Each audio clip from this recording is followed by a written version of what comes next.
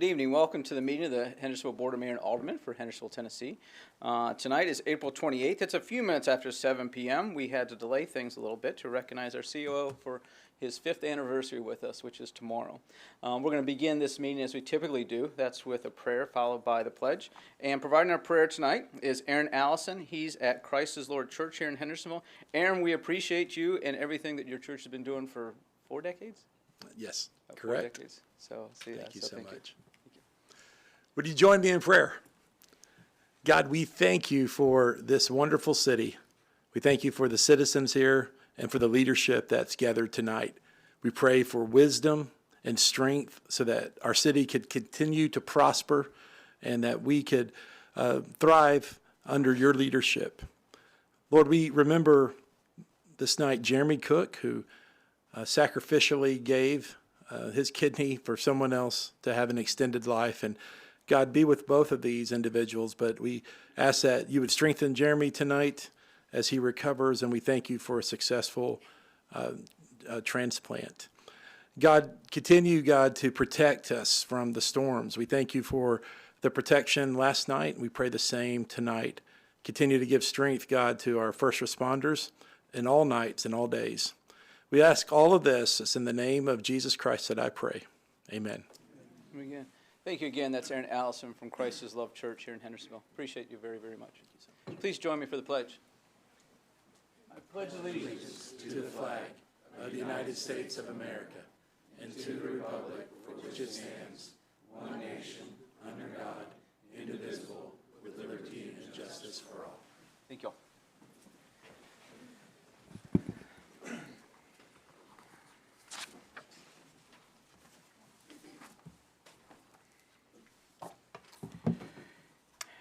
Y'all received my proposed agenda in your packet. I'll entertain a motion that we approve that for tonight's meeting. We have a motion from Alderman Dixon. Alderman Goodwin, a second from Alderman Garten. Any discussion, any proposed changes? I do want to point out that we have a consent agenda with 3 items there. We will be voting on those as a group. If somebody want to pull one out and discuss it and vote on it separately, now's the time to let us know that. Okay. All those in favor of the agenda that is presented to you, please say aye. Those opposed, please say no. That passes unanimously. Thank you all for that. Next round of presentations, we have a couple. The first one is a proclamation of a National Day of Prayer. I'm going to go down there and introduce a couple folks.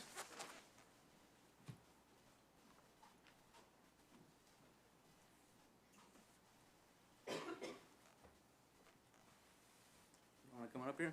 So one I just introduced, that's Aaron Allison. He's at Christ is Love Church. Jason Bow, where did Jason go? There we go. Jason Klein right there, and Joshua Strader. They have typically come about this time of year, and they also were here, several of them were here recently when I hosted the pastors for breakfast to talk about issues that affects them and affects us, and I appreciate them being very, very involved in our community. But let me read this. Whereas throughout the history of America, faith in the Almighty God has been deeply rooted in the foundation and building of this great nation.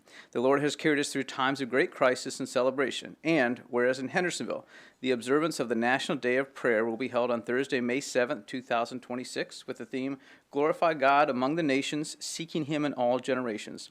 It's inspired by the verse in Chronicles 16:24, declare his glory among the nations, his marvelous deeds among all peoples. And whereas the National Day of Prayer has been part of our heritage since it was declared by the First Continental Congress in 1775 and a public law established in the United States Congress in 1952.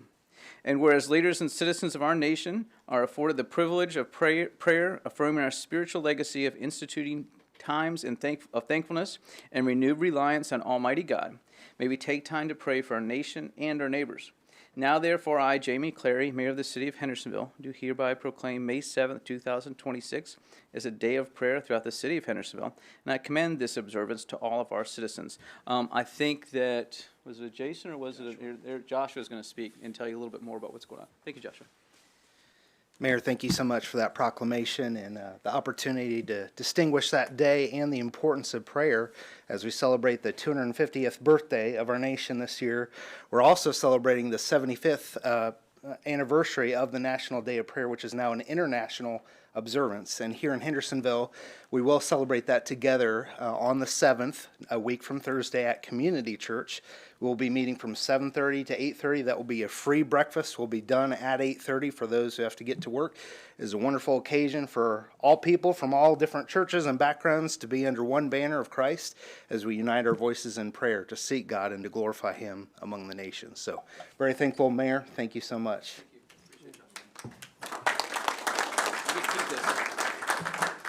There you go. Thank you all. And where's Tiffany Kelly? So this is a proclamation followed by a presentation. I can probably best read this and have Tiffany explain her role here. Whereas Tennessee Kids Belong is dedicated to transforming the experience and outcomes of children in foster care by mobilizing communities across the state to become foster friendly. And whereas Tennessee Kids Belong is actively working to ensure that all 95 counties in Tennessee are recognized as foster friendly communities. And whereas Tennessee Kids Belong empowers Tennesseans to understand that regardless of one's occupation, skill set, or stage of life, every individual has a meaningful role to play in supporting children and families impacted by foster care. And whereas strong communities can provide every foster family with the wraparound support they need. And whereas we join together in commitment to ensuring that every child in foster care has a safe home, a supportive community, and a profound sense of belonging. Now, therefore, I, Jamie Clary, Mayor of the City of Hendersonville, do hereby proclaim the City of Hendersonville's ongoing commitment to being a foster-friendly community, and proclaim May 2026 as Foster Care Appreciation Month throughout the City of Hendersonville. And I encourage all our citizens to support Tennessee Kids Belong and take steps to become foster friendly. This is Tiffany Kelly, and she's going to tell you a little bit more about her organization and what she does. Appreciate it, Tiffany. You get to keep that. Thank you. I'll give you this. Oh, thank you. Good evening, everyone. Like Mary Clary said, my name is Tiffany Kelly, and I get to serve as the Child Welfare Director for the Tennessee Kids Belong organization. We are a nonprofit. We are kind of in that macro level space where we are not necessarily boots on the ground meeting the emergent tangible needs, but we are about equipping and resourcing the leaders of the community to enhance the experience and change the outcomes for kids in foster care. And specifically, we do that through family recruitment, community engagement, and being a coalition of change. And so I have the pleasure tonight to acknowledge and share with you a clear, quick update on the progress that Hendersonville is making to become a foster-friendly city.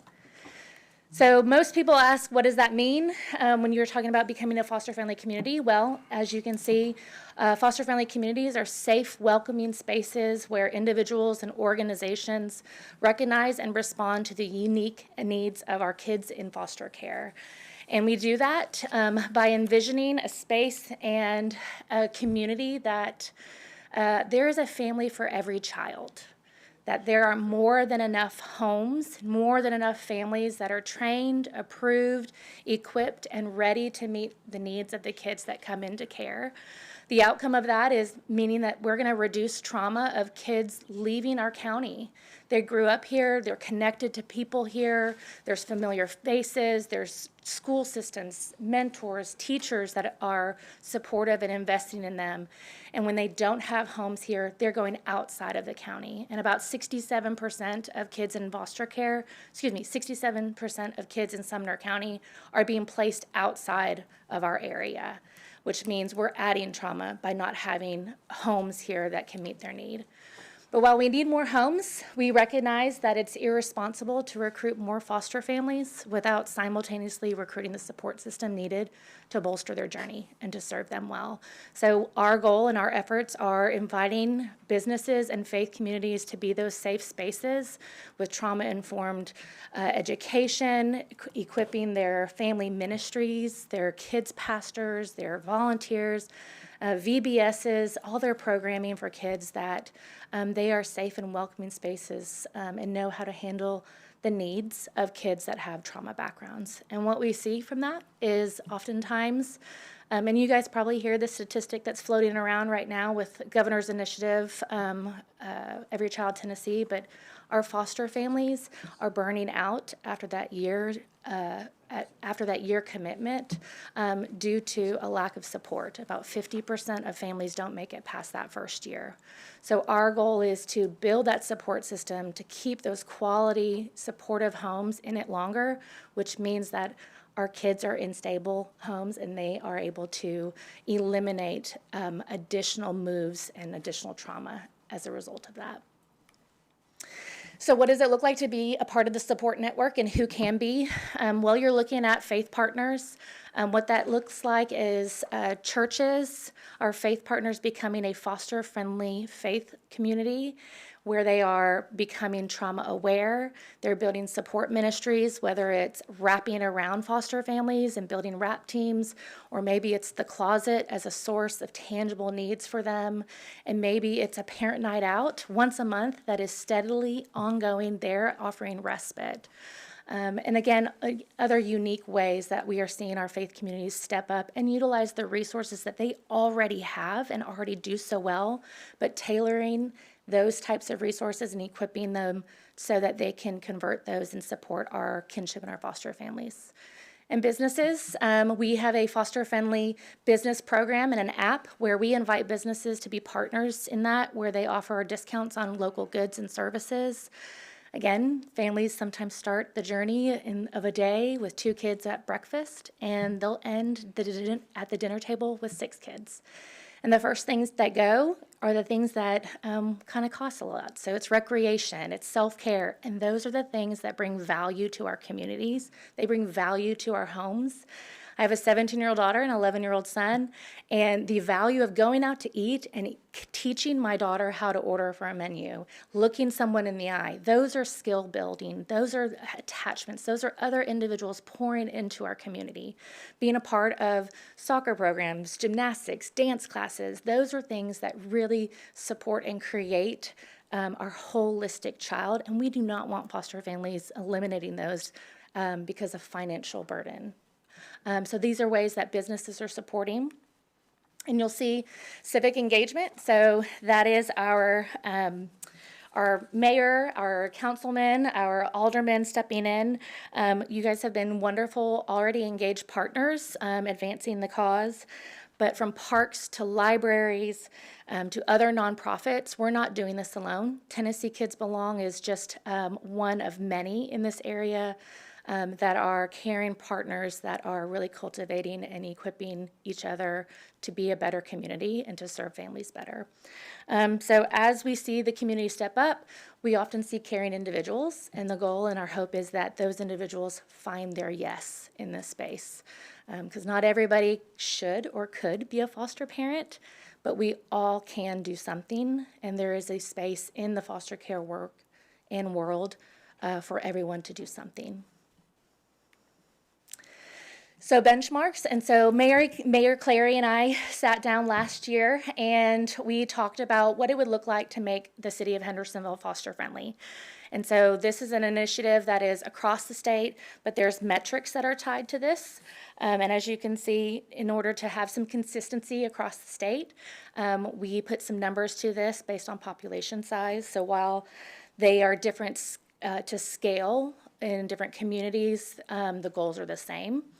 So we are looking to have at least 2 opportunities to recruit more foster families, 2 events to host foster-friendly coalitions.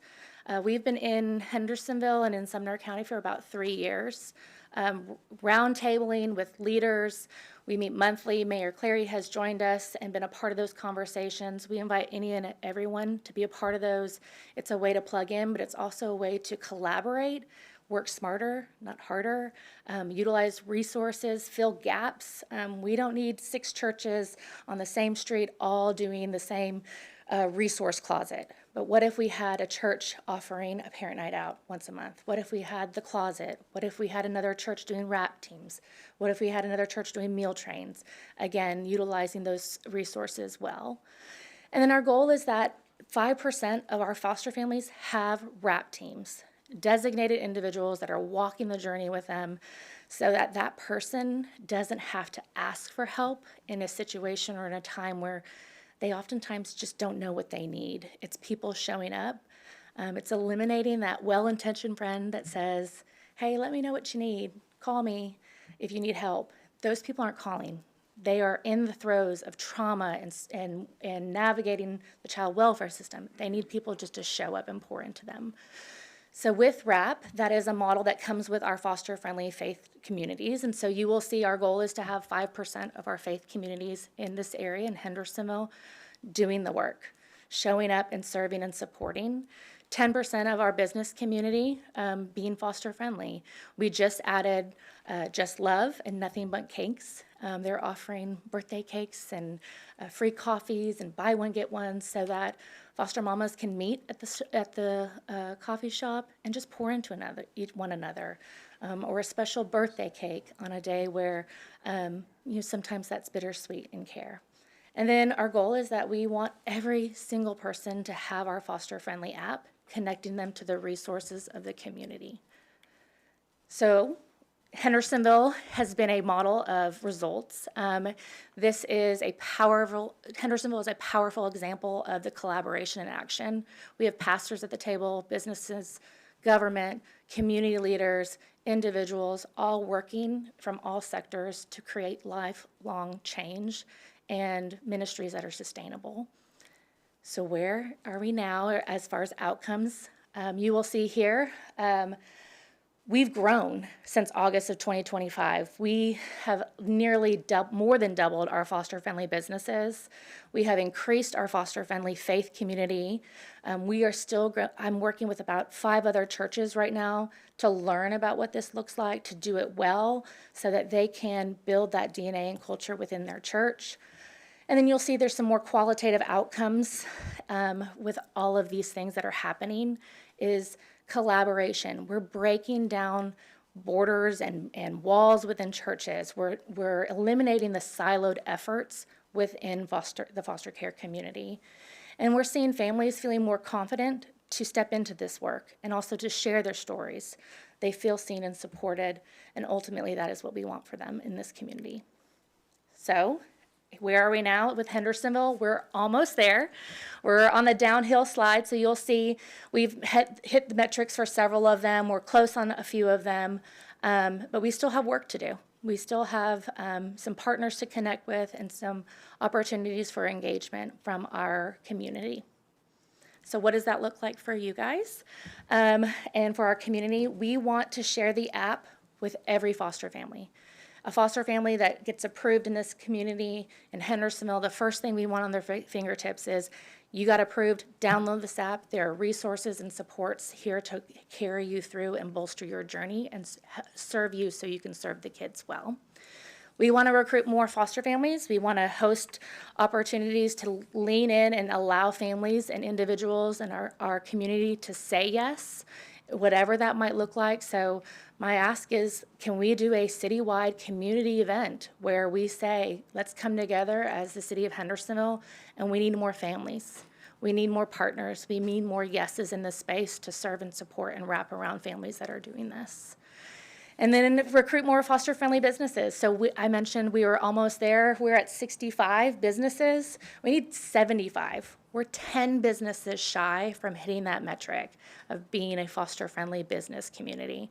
So who do you know? What makes sense? What business are you thinking of right now that says, hey, they would get this. They would get on board. This makes sense. These are the families that they want to get behind. And then ultimately connecting myself, with local faith partners that might have an interest in engaging and learning more and becoming a foster-friendly faith community. So what that looks like now is you can scan and learn more or connect individuals to me, but every step along the way strengthens our community and strengthens our families and the kids that are in care, and ultimately says to them, you matter. In the season of the most challenging life that you're carrying right now, you are worth us stepping up and providing a support system and caring for the families that are saying yes to you. Thank you. Does anybody have any questions for Tiffany? Thank you, Tiffany. Appreciate it. Thank you.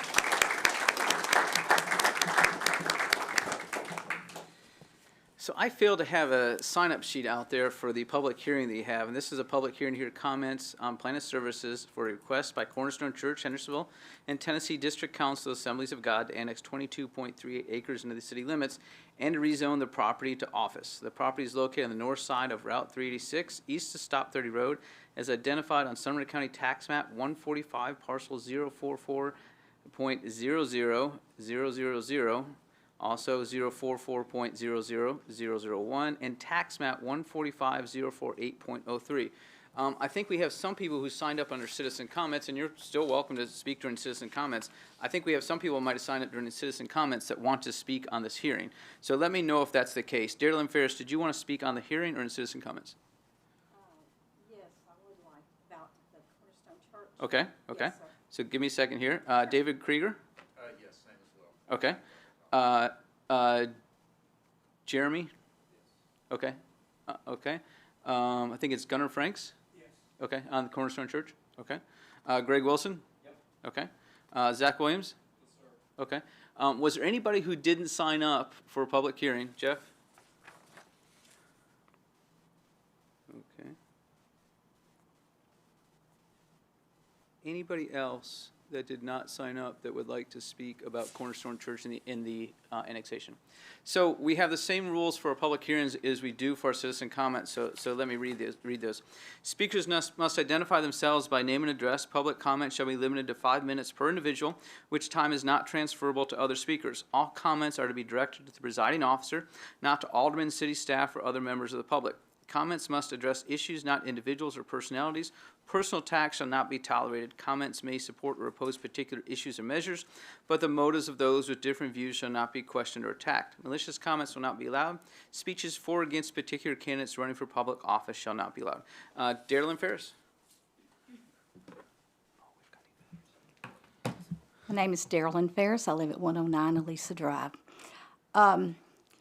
When I first heard about this, I was a little bit shocked because I've never known the city limits to be extended. I've been in meetings here where they were wanting to have like a church and a school included in for the fire department, but this was something entirely different. Gave each of you a copy of the deed. This occurred 2 years ago when actually the church in Madison, the mother church, is the one that proceeded to buy this property and open this up for, I guess, a branch here. My feelings toward it is, of course, all churches are exempt from paying property taxes. So with the amount of money that they've spent at that church to buy this property, which is like $1.5 million, and I'm familiar with the church in Madison. I had friends that went to church there. It's a very profitable church there. About, I don't know, several years ago, they tore down the smaller part of the church and they started building cottages, which they have built on that property there. I'm wondering if that's not the intentions of this location up here, and the fact that they're not paying property taxes, of course, but those of us that pay our property taxes, we depend on the public services for our city. And they're going to be getting things for free, basically, that we are paying our taxes for. So I really am opposed to this. I think it's wrong to extend the city limits just for that. When there's a lot of other developments right up the road there on that same road that have built homes, those people are not asking to be extended into the city limits in their county. I had a friend that lived in one of these houses. So therefore, I'm strictly against it, and I know those of you who have your constituents, I'm sure they're against it too. You probably might be hearing from this, I don't know. But I'm pleading with you to not vote to extend the city limits, because this will be a beginning of other things to occur, I'm sure. Thank you. Darylyn, thank you. Next, we've got David Krieger of Huntington, please.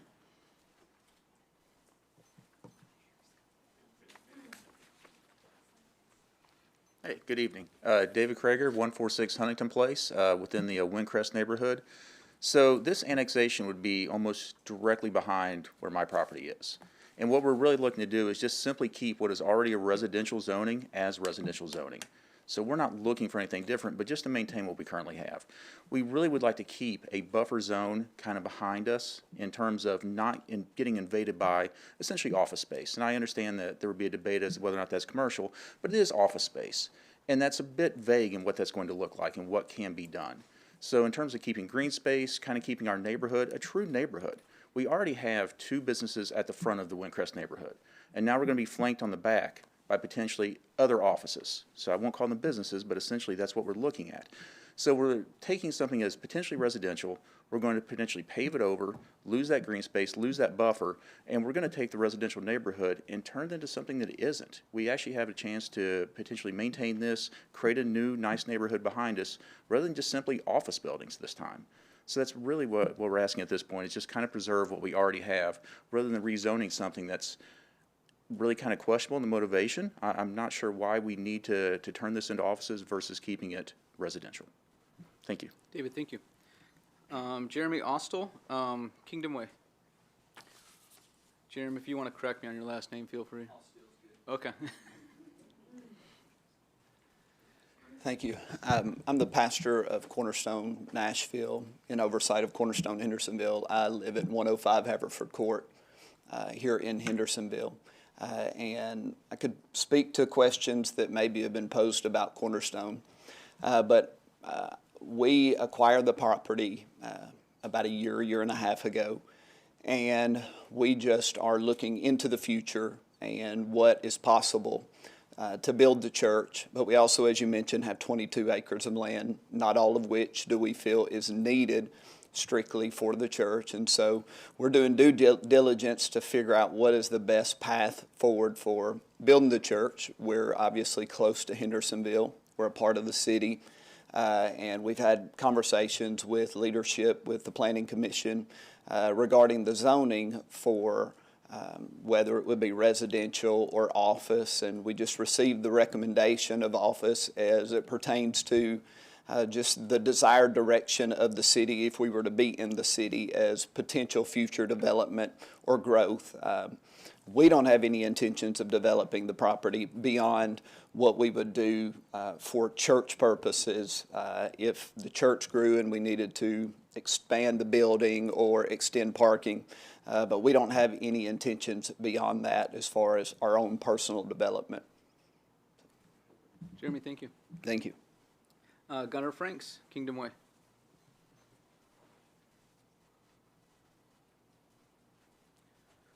Gunnar Franks. I'm the pastor of Cornerstone Hendersonville. I live at 1002 Cross Creek Court here in Hendersonville. My wife and I grew up in Hendersonville. I'm a Hendersonville graduate, and it was our dream to come back here and plant a church in our city, our hometown. We actually got married in the building. It's a special property to us. It means a lot to us. And while we won't necessarily pay taxes because we're a church, I want to be a pastor. I want to be a church that makes as much community impact as possible. Right now, we've had multiple Hendersonville Chamber of Commerce events that have been hosted at our building.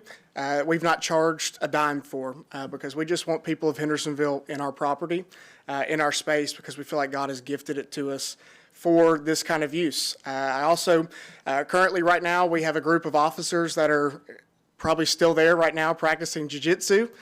We offer that for free, the building to them for free as well. If you ask several officers that are on the night shift, they meet at our property often to practice commercial building clearing.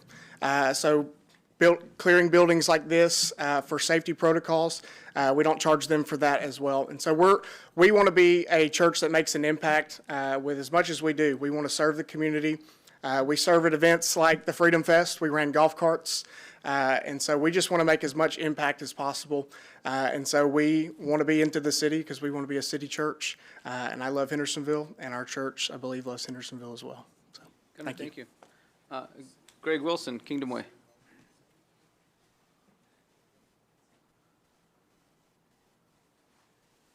Greg Wilson. I live at 158 Saxony Way up in Gallatin, actually, but been part of Cornerstone Church since 1994 and been part of planning some churches. As a matter of fact, I helped Mr. Allison over there, Pastor Allison, help with his church and was on staff there for a little while. But my job is to come back and plant a new guy. And so when I first heard Gunnar preach, I thought, God, you're going to do something special. And so he just described the heart of what the church is about. It's not about building buildings, not about, a lot of the things that people perceive as what's going on, but it's about meeting the community. I'm involved in the community. I know several of you because of that. And with he's offered space for our theater company. We're having a big celebration this coming Saturday for our theater company. They're just, it's a giving, and nowadays that's what we need most. And that's why I believe in this man and in this man.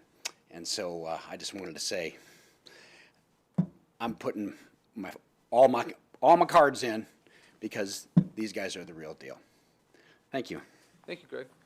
Zach Williams, Pin Oak Drive.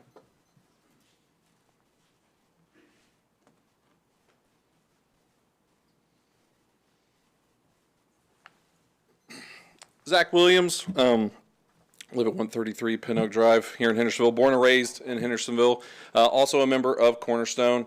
I won't speak to the heart of the church because I think that's already been said a couple of times now, but the practicality of it, being in the city limits means you have more control over it, which I think is an important piece to somebody that lives here in the city and wants to have more control over it. I'm a taxpayer inside the city limits. But also the practicality of it, I know if I'm there and I dial 911, the emergency services are coming all the same. So whether they're paying the property taxes or not, they are going to still get the use of those said property taxes and property or city funding, what do you call it? Police departments, fire, yeah, exactly, services. So I think from the practicality side of it, for city of Hendersonville to actually have more control over it makes a lot more sense in my dumb brain, not being in the government. But I see that as a taxpayer. So I just wanted to put that out there from a practical side in my mind, that we're going to be able to see the city of Hendersonville have more control over a situation than it does right now. So thank you. Appreciate that, Zach. Jeff Anderson, Tamara's Way.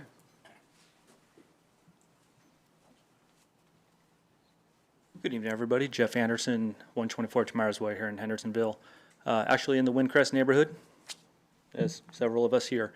I think I'd like to first start off by saying it's nothing, we're not questioning the church as a whole. As Christians, I think we all want the best for all of our Christian brotherhood. But I do wonder if we're changing, I'm up here regarding the rezoning. If we're going to be changing it to office, are you more likely to recruit people for your church from an office or from homes? So if I was building a church and I wanted some new people coming to the neighborhood, I might recruit them to come to my church. So that's a possible marketing point from the church's standpoint, from my opinion. Another thing is, do we really need more office space in Hendersonville? I believe we do have enough at this point to where we wouldn't have to rezone to find more.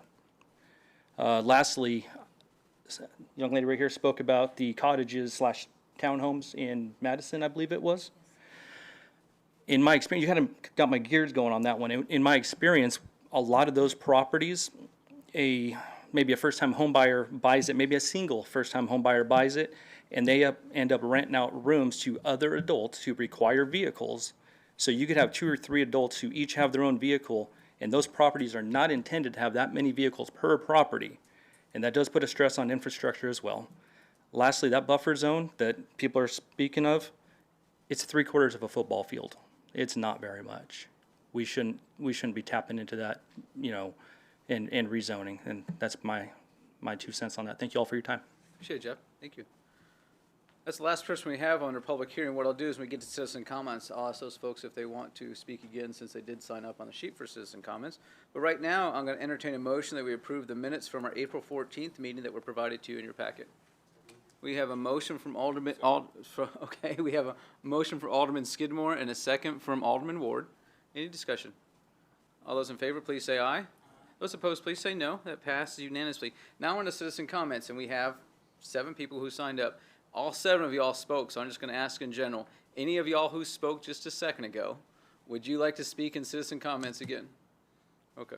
Okay, so I'll just go down the list and call. The rules are the same. Okay. So, Jeremy. right? Yes. Go ahead. I just want to speak to the cottages. That's not accurate. We don't have cottages on our Madison property. So we just have a church there. So just wanted to make that known. Appreciate that. Thank you. Dear Lynn, do you want to speak? Yes, sir.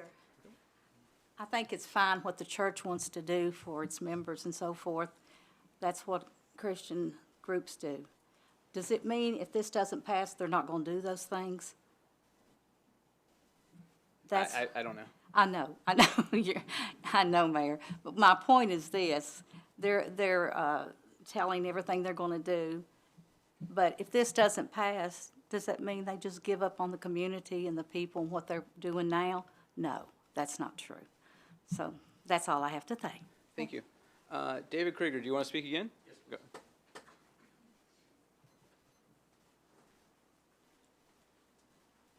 So I think for me, I just have more of a question, because several of them spoke about the annexation, coming into the city limits.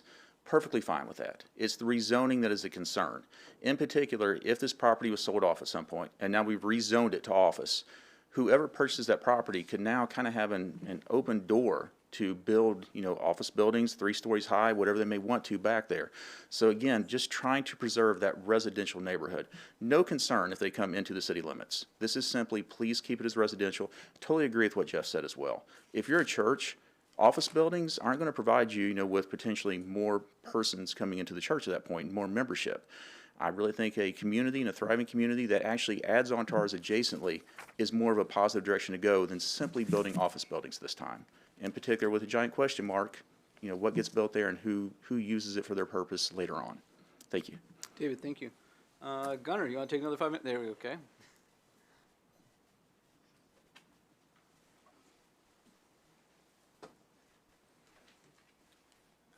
I just want to speak to the zoning, the reason we did the rezoning. We met with Keith Free and the Planning Commission multiple times on what the best use would be.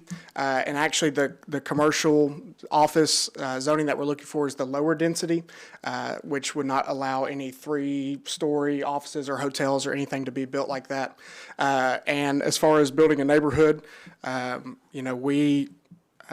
statistics show us people will drive by 20 churches to get to their church. So neighborhoods necessarily don't benefit the church, but we want to benefit the city. I've got 2 small girls, Lucy and Lola. They run me wild, and I would be blessed to not have to drive to White House to take them to daycare every day. And so under that zoning, daycare is an opportunity that can be built there. There's a brand new neighborhood being built right there next to us with a lot of young families. I drive through it every day and pray over those houses as I'm driving through it, and that's what I see is a lot of young families. And so something like that would benefit the city, would benefit the citizens of the city. And there's currently nothing under the county zoning that would prevent us from building the office space as it is right now. So, thank you. Gunnar, thank you. Greg Wilson, do you want to speak again? I'll pass. Okay. Zach Williams, would you like to speak again? I'll take his time. Okay.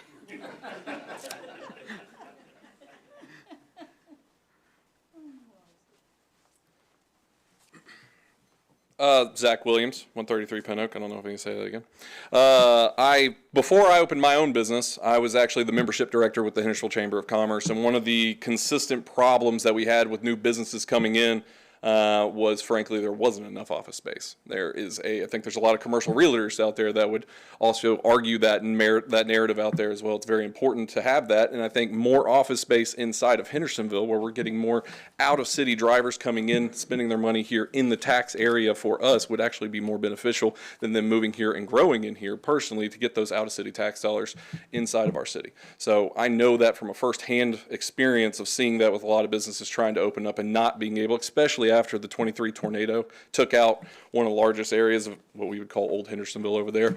But still, something that I think is important that the office space actually comes, because there's so many businesses that we have been trying to get in here that don't have enough spaces to open up. And as a person who owns a business, trying to find office space for myself, it was also difficult to find that. So just wanted to put those 2 cents in there. Thank you. Zach, thank you.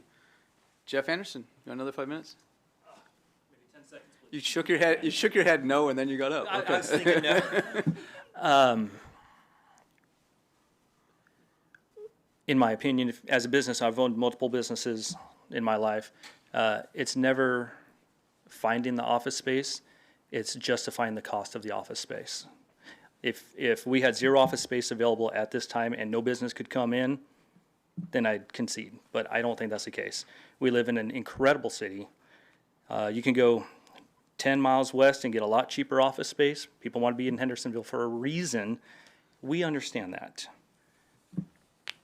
But people have invested $500,000 plus in most of the homes in our area because we want to live in a city of fellow residents. We don't want to live in a downtown full of businesses area. That's all. Thank you. Thank you, Jeff. So next on our agenda are the three items under our consent agenda. The first is Resolution 2026-15. This is a resolution to designate and rename a geographic location along Sanders Ferry Greenway at 155 to 157 Sanders Ferry Road as Point Amen in recognition of its historical significance to Tennessee and American music. The next item is Resolution 2026-11. This is a resolution of the City of Hendersonville, Tennessee, requesting that the National Electric Service Board of Directors include a representative from the City of Hendersonville, Tennessee. And the other item is Resolution 2026-12. This is a resolution amending the City of Hendersonville ADA Transition Plan to address digital accessibility requirements under Title II of the Americans with Disabilities Act. Do I have a motion? We have a motion from Alderman Goodwin and a second from Alderman Garten. Alderman Robertson. Isn't it appropriate that we're looking at naming a location Point Amen with all the preachers in there? Amen. Amen, yeah. So I'd like to ask, Mayor, is there a date for the dedication of Point Amen? And if it is, do we know what that is? There is a date, but we don't have a time yet. I'll send that out to everybody Okay. in the next Thank couple you. I days. just wanted to Okay. make that in the record. Okay. Any other discussion on those three items? All those in favor of Resolution 2026-15, 2026-11, and 2026-12, please say aye. Aye. Those opposed, please say no. Those pass unanimously. Thank you all. Now we're on to Resolution 2026-13. This is a resolution on the proposed plan of services for property being annexed located at 1402 and 1410 Kingdom Way, F/K/A 1402 and 1410 Stop 30 Road in Hendersonville, Tennessee, north of Highway 386, also known as Vietnam Veterans Boulevard. We have a motion from Alderman Robertson and a second from Alderman Bergdorf. Keith, can you help us out here? And probably Lance as well. I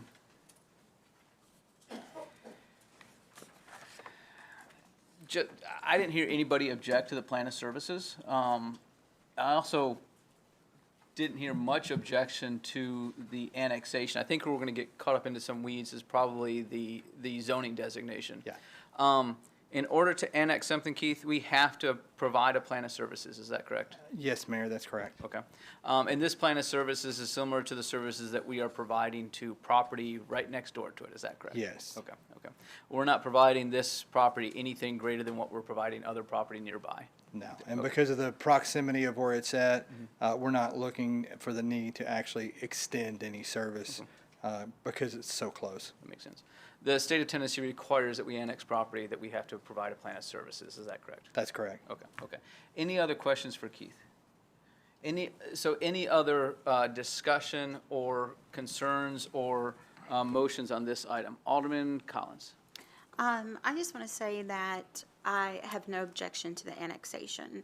My concerns will come for the rezoning. Okay. For me personally, I understand the argument that as a tax-free entity, it doesn't make sense for us to annex them, but I can't have on my conscience the possibility that a church incurs a tragic event or a fire or anything of that nature, and that their response is delayed when they are right there. And this is like such a far-fetched worst-case scenario, but let's say there was a fire. It could easily spread to the Windcrest neighborhood if there's a significant delay because of the volunteer fire department service. So I feel like it is in the best interest of Windcrest to have the land annexed. Thank you. Thank you, Alderman Collins. Alderman Sessie. Thank you. So I was looking at the map. For this, we're only speaking on the annexation itself, right? Not on the actual zoning? Or are we combining? Yeah, I mean, I think speaking on the annexation is fine. I think speaking on the plan of service is fine, but the zoning, we need to wait till we get to the next item. Yeah. Okay. Looking at the map for this particular area, it's completely surrounded by the city of Hendersonville. It's basically like a hole right in the middle of our city. You can't get anywhere without going through the city, if you go in any direction, which to me doesn't make any sense. So for that reason, among other reasons, I am in support of the annexation. I'll save the rest of my comments for later. Thank you. Alderman Sassy, thank you. Alderman Garza. Just a question for Keith. No matter what goes there, there'll still be a buffering effect between them and what the neighborhood at Windcrest, would there not be? Yeah, there's that piece of property that's directly behind there that backs up to Windcrest that isn't Windcrest, but it's kind of a buffer piece that goes up through there to a larger piece. I don't know, it's probably like 100 and maybe 125, 150 feet wide. Okay, thank you. You're welcome. Alderman Garza, thank you. Keith, thank you. Any other discussion on this item? Alderman Bergdorf. Thank you, Mayor.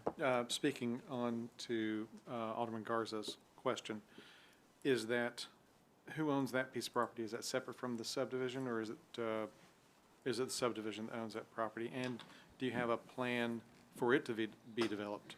No, that isn't owned by the subdivision. I think that's just an individual owner that owns really a bigger farm up through there. And then that all is zoned SR1. Just like Windcrest is owned. And there's no plan that we're aware of.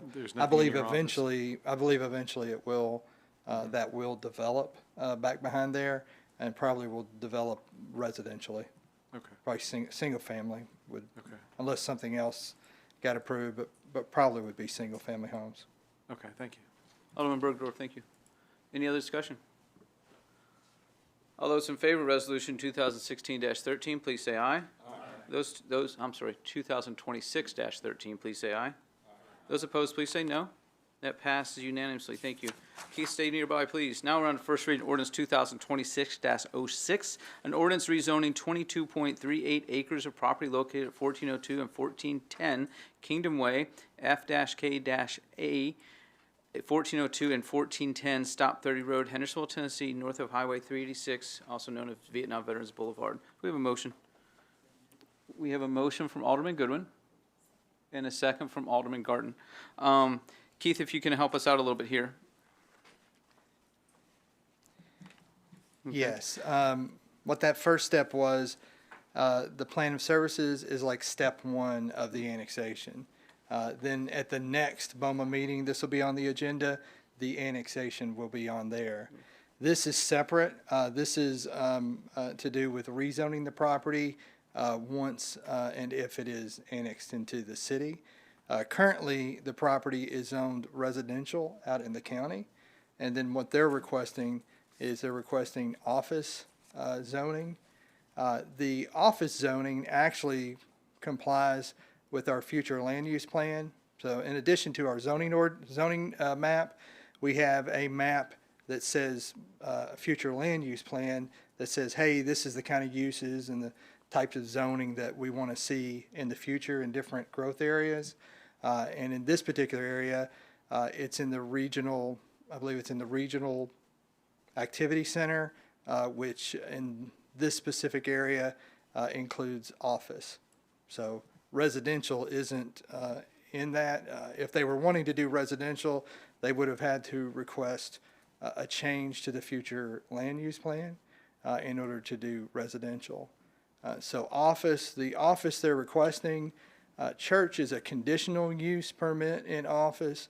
So if office was granted, the church would come into the city under office zoning, and it would just be basically immediately grandfathered in as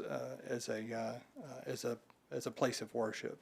So that use is allowed, but it's conditionally allowed, and I think that's about it. I think just to correct what I think was said a little bit earlier, there are some height requirements. It's not limited to just 1 or 2 stories. I think there's 45-foot height limitation on buildings, but up against residentially zoned property, then that comes down a little bit where you can't get right up on the property line. So there's some different nuances with that. So Keith, when they came in requesting annexation, I Yes. assume that you told them we have to assign a zoning use that's in our zoning code. That's correct. Okay, we can't allow the zoning use that's in the county zoning code because it provides different uses than ours. Is that? Yes, and I'll just, the conversations that we had, and we had several, when they were looking at this, really from the get-go, from the discussions they had with me, was the church just wanted to come into the city. They really didn't necessarily have a strong desire for a particular zone. One thing they did say, and they made it very clear, they did not want to do anything residentially. They didn't want homes on the site, so they now or in the future, so they really, that's one thing they did make clear. So the best fit really was office, because with commercial or anything else, then you would have had to change the future land use plan. So what in you addition to most this. likely did was you looked at the future land use plan and then told them, this is the zoning designation you need in Hendersonville if you're gonna be annexed in Hendersonville. Yeah. Is that, Without having to ask for a bunch of extra. okay, makes sense, makes sense. Which then it would be against the future land use plan. And especially, they weren't really wanting to do residential, but if they were wanting to do residential, then you can imagine that would be challenging, because then you're gonna change the future land use plan, and then, you know, what would be before you this evening would be something that's residential.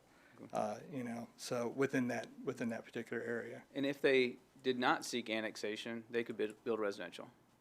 Yes. Okay, yes. under the county. Under the county guidelines. And yes, they sir. could also build office. That I'm not, they may have had those discussions with the county. I'm not for sure. I know that the buildings that they have are, if they're not permitted uses, they're grandfathered in. I might just explain, just for a little bit of history on it. This particular site, the building in front and the church behind it, all of that used to be in our planning region.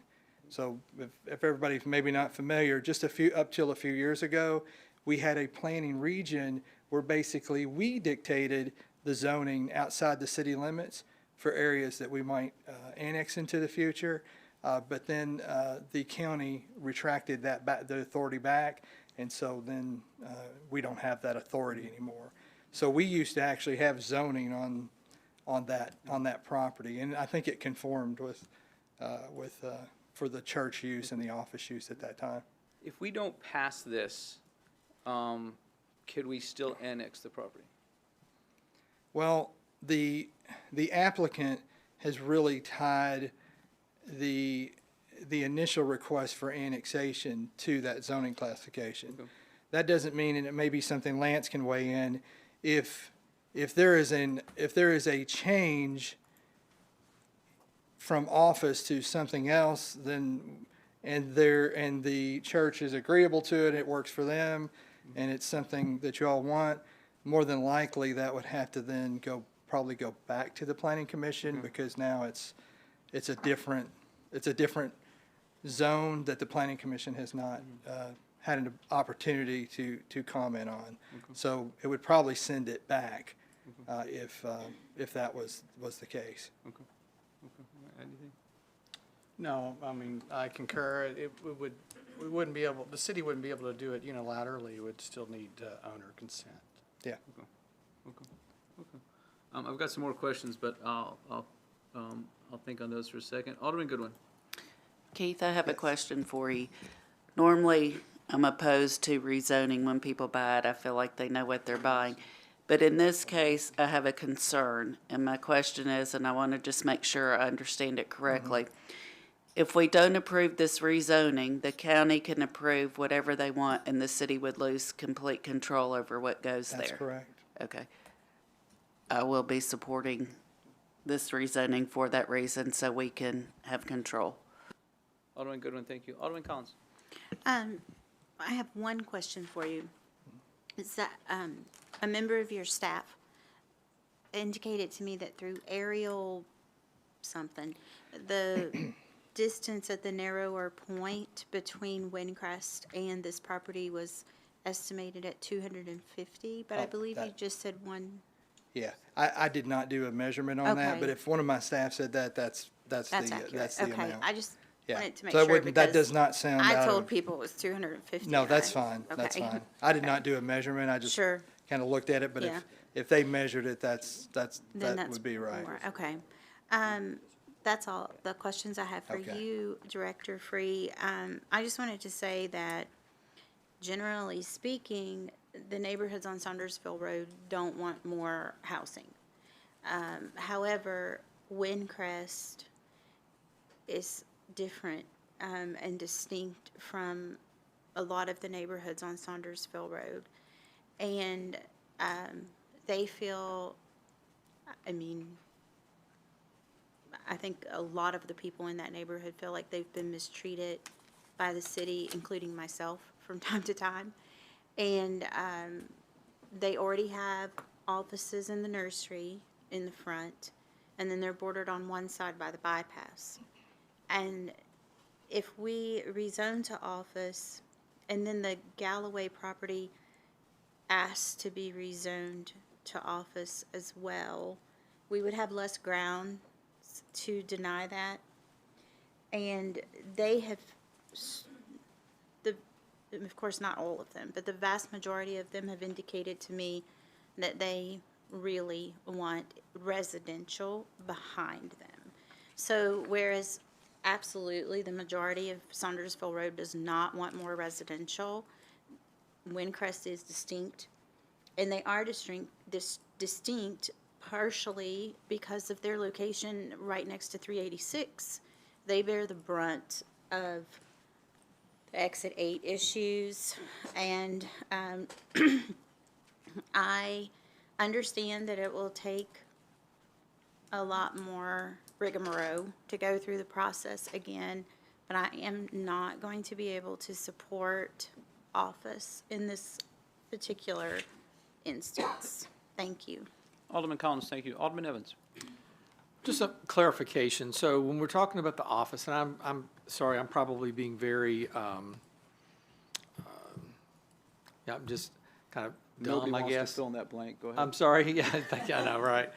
But when you're talking about this in an office, in my mind, I'm envisioning something that's much like those offices, those office suites that are on Saundersville Road. That's in my mind, I'm thinking that. So I'd like to ask or find out, and maybe the church doesn't know, but are these offices going to be for sale, or are they going to be renting, or is the church going to own these properties and then they're just going to rent them out? Because to me, that makes a difference. And the reason I ask it that way is because I'm kind of confused with the way it is right now. It's zoned residential. If the church is going to have a church there and that land stays as it is, they can still have the church. I don't really understand the need for, there must be something else there that, as far as them wanting to have it, the zoning changed so they can do the offices. Are they wanting to add more? And I don't really understand and agree with whatever you're saying about the fact that, you know, our regional and making this office or whatever. In my mind, if the church is going to have a church there, does it really matter whether it's residential versus it gets a rezoning for the office? So we might suspend the rules here, but Keith, so maybe I think the question we're getting to is, we were the one who our staff is one who suggested office. That wasn't the applicant's intention. Is that correct? And so, No. Yeah, Yeah. you'd have to ask the applicants Okay. on kind of where they're coming from, why they want. well, I'll that, or- suspend the yeah. rules, but you're right, Mayor, in the fact that the office, the planning department, made that suggestion to them. At least that's what I'm hearing. Yes. So why do we make that offer to them when they could just stay as residential? Because I think the whole thing I'm hanging up on here is that I'm fine with the church being there and for it growing and for them adding on to the church. But my concern is having some part of this being a business and that it being sold and that become more, not just office, but office with maybe potential some commercial, I don't know, but. Right. Why did the planning department come to them saying this needs to be office? Well, one of the first things that they, and they can state it for themselves, but one of the first things that they stated is they didn't want any residential now or in the future, so they didn't want any opportunity for any future, Sure, even but they- opportunity for future residential. And then, from the city's perspective, the future land use plan that the planning commission adopts, that states, has the boundaries of when they're making recommendations on rezonings, said that should be office. But I still go back to the fact that just because if the church is going to own it and they don't want residential, Right. they have the say about whether they're not going to put residential. If they own all that land, what's the, I mean. And that's yeah, something they would have to. But I- again, my yeah. question, Yeah. Director Free, is Yeah. the fact that, okay, well, the church is going to own the land. If they Right. don't want residential, they're not going to put residential there. So I don't understand and maybe that was the overlay as far as what we want in the regional plan. Right. But I kind of don't see the need and the confusion there for the change of the rezoning when they still get to do what they want to do as far as having the church. Again, my problem is, and the hangup I'm having with this is the office space, and that there are businesses going to be on that property beyond just the church. Right. Gunnar, do one of y'all want to answer this? So we're going to suspend the rules to Thank hear you. from some folks to answer this question. I really just want you to answer the question, okay? I don't want to get into debate and not really long statements. I will cut you off. Yeah, Okay? you're fine. So, Mark, you want to ask again? Go ahead. So my question is, what's the thought of the church as far as what's the reasoning by having an office space there that, I'm assuming it's not going to be something that the church will have offices there. It's office space that you're either going to want to sell to other entities or that you're going to rent to others. Yeah, we're in the people business, not the development business. So we would, if it's advantageous for our people, portion some of that off to sell. And in our meetings with the planning commission, having to annex in and rezone or to residential would have to make a change to the future land use plan for Hendersonville. Just seemed like a whole lot of hoops to jump through, and this would be the easier route to get into the city, and it fit the city's plan and what the city's wanting, as well as what the church is looking to do as well. So if I may, I'm just going to kind of summarize what I think. So I think that the church has this land, and there's a portion of the land that ultimately you're not going to need, and you want the opportunity to sell it to others. My concern is that we're talking about this as something for the church. The church wants a piece of this that they would like to sell off and make some money for the church, and I get that. But then my concern is it's the what if. Who are we going to sell that to? Who are you going to sell that to? And are you going to have? Do you have the? Is it going to be a business that the church would like to have as neighbors? Are you going to have that? That discretion. So that's some of my concern. And as a person who represents the ward that this kind of butts up to, I'm concerned about, okay, well, what do we open the gates for here as far as office or business or whatever? And does that open the floodgates for what is going to happen across the road on Stop 30? Yes, sir. Yeah, you're my alderman. Yeah, I know. And so we would not sell to just anybody that makes an offer, and we currently don't have anybody that's made an offer or we're looking at buying. This could be something 10 years down the road. We're just looking at something that would be most advantageous for our people and that's going to best serve our people. And so that's what we would do. We would not work with anybody that would degrade the name of our church or the name of our God or degrade our city. And so as a resident of your ward, things like selling to a daycare that would benefit young families, that would be something that would be in our best interest as a church, but me also as a dad. And so stuff like that, I don't know if that fully answers your question or not, but we don't currently have any plans to sell it next week. And so we're just kind of sitting on it, and we'll see what the Lord brings us. Alderman Evans, thank you. Alderman Robertson. Thank you, Gunner. Keith, is it the Galloway land? Yes, that's correct. That's next to believe so. that. Is that in our future land use and transportation plan? Is that land in it as well? Yes, yes. And we've had no inquiries about that property that you can speak of as No. far as developing it, or? No. It would have to be annexed too, correct? No, it's already in. It's in the city, Yeah. okay. Now, you're talking about the property directly behind it next to Windcrest? Yeah, and. Yeah, that's correct. This Yeah, it's- 250-foot buffer? Yeah, it's a big piece of property. Yeah. Yeah, behind there. So what would be allowed under this zoning, this business class zoning? What would be allowed? Under the office that they're requesting? Yes. Of course, all the things you can kind of imagine with office, but then also personal services. So could be a hair salon, could be a daycare, could be adult daycare, could be a hotel, could be independent living, could be a dry cleaner. There's limits on, couldn't be a restaurant unless it was associated with a office complex. So if you had an office complex, then you could maybe have a restaurant or a small retail, but generally retail would not be allowed there. What about an athletic field or anything like that? It's possible, yeah. A training, it could maybe do an athletic training facility. I'm not sure necessarily about an outdoor, but definitely, probably think an indoor that'd be a personal service, so that would be allowed. But I'm not for sure about the track or the field. Okay, I'm going to ask the church some questions.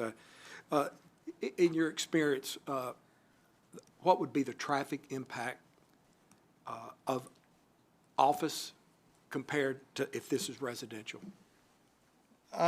Generally speaking, and it depends on the intensity of office, so that can really range. Generally speaking, residential is way lower of a traffic generator than office or commercial or even a church. So generally, residentially is a lot less. So, Pastor Gunner, again.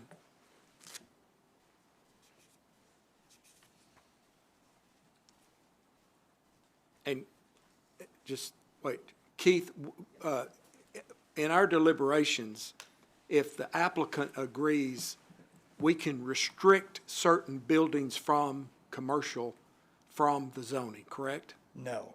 We cannot? Not in this instance. So what they're requesting is straight zoning. So if it was a planned development, then we could do all kinds of things. We could limit uses, add uses, and limit the specific kinds of uses. But this is just straight zoning. It's not a planned development. But even if they voluntarily agreed? No. That would be, and Lance can probably address it, but that would be, there's a word for it. Exaction. That'd be an exaction through straight zoning, and that's not legally allowed. Even if they wanted to do it, we couldn't codify that to hold them to it. Okay.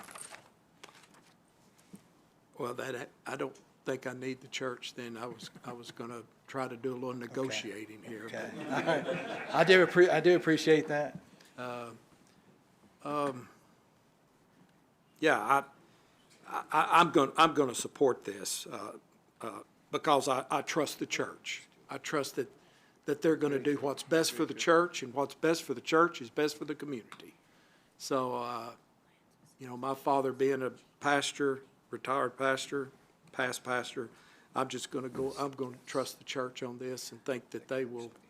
Now, if there is a further development of this after it's rezoned, it will not come back to us, correct? That's correct. If it's one of those allowed uses, there would just be site plans and plats, and all that just would go to the planning commission. And if it is developed, Keith, what kind of buffer would you expect a setback from the Galloway property? I think In that strip? 20 feet. Yeah, huh? Yeah. Yeah. I think it would depend on the specific office-related use, but typically that would be a type C buffer, I believe, that would be about 20 feet, but that can be reduced if you're doing a wall and fencing and things like Well, that. I don't want to so- reduce it, I want to increase it. Yeah, so Can there I is increase it? Huh? Can we increase it? No, not in the, if it was a planned development, we certainly could. But in this instance, with it straight zoning, it would just be, what our zoning ordinance. So it'd be 20 specifically- feet plus the 250 feet. Yes. And probably we would also require some kind of tree vegetation or something. Oh, yeah, there'd to be- protect. yeah. To provide even more of a screen, correct? Yeah, there'd be an evergreen screen there, and I will confirm from the Alderman earlier about the 250 feet. I find folks in the booth back here, they did just go ahead and measure that, and it is 250.23 Okay. feet, that distance. I just want to confirm that. So we're looking at an additional 20 feet buffer plus Yeah. some kind of vegetation, evergreen. Within that buffer, within that 20 foot, Okay, not outside of it, but within that 20 okay, foot. that's all I have, thank you. Okay. Alderman Robertson, thank you. Alderman Collins, you pressed your button next, but Alderman Sassy hasn't spoken yet. So we're going to go to Alderman Sassy. Thank you, Mayor. Sorry, Alderman Collins.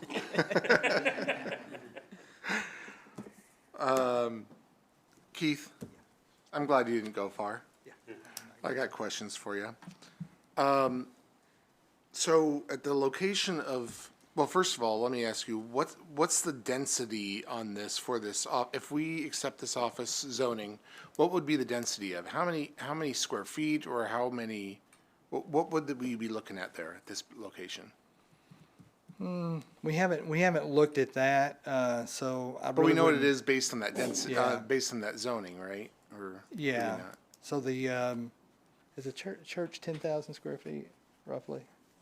I think it is. Yeah. Roughly. I think roughly the church is 10,000 square feet, so, you can imagine with that balance of that other, acreage, that doesn't have things on it. Okay, that doesn't have anything on it, then, could be, I'd hate to say exactly, but, it could be quite a bit, especially if you went up.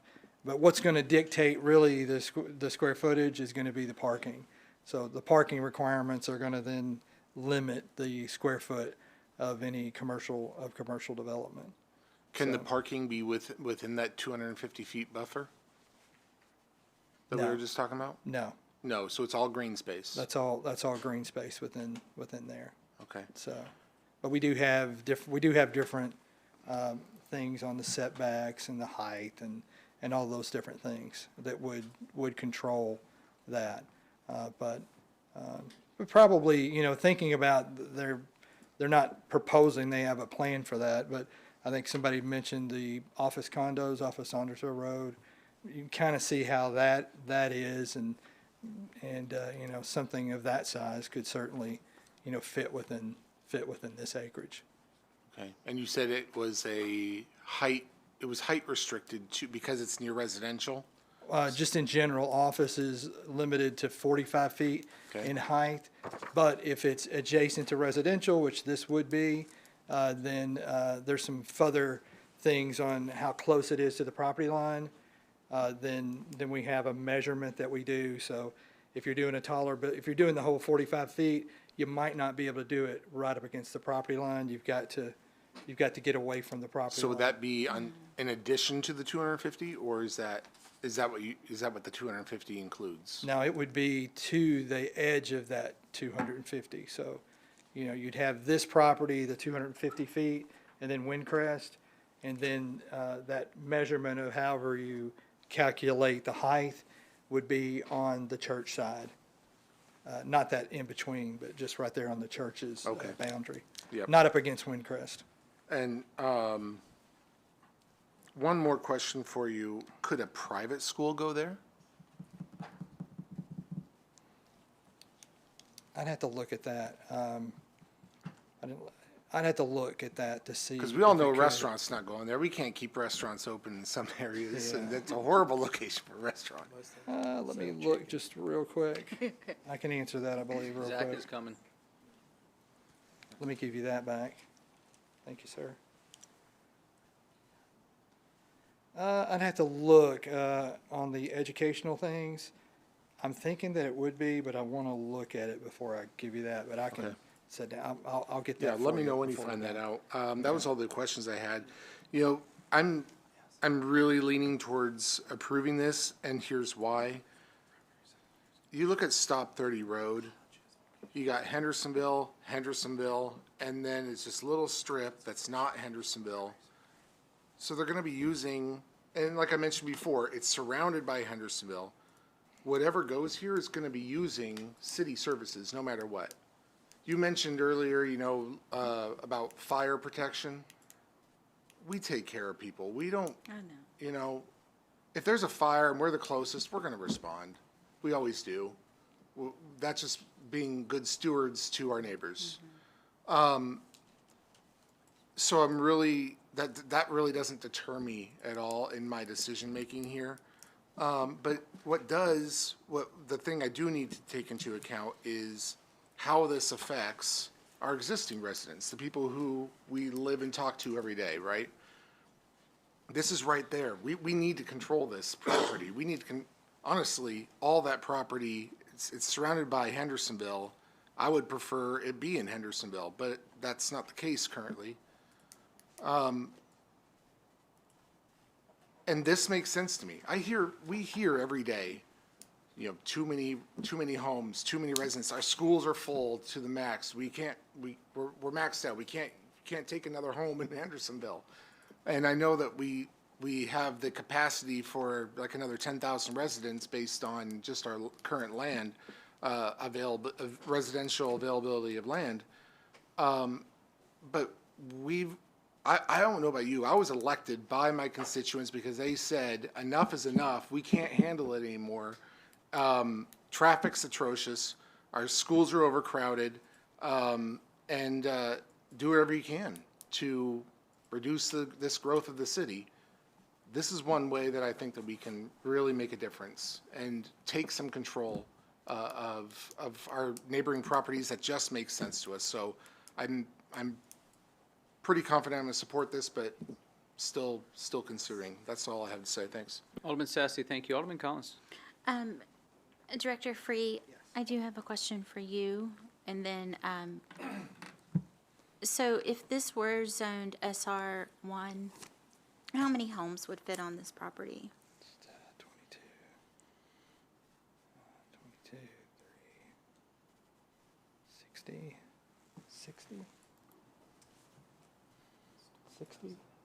20,000.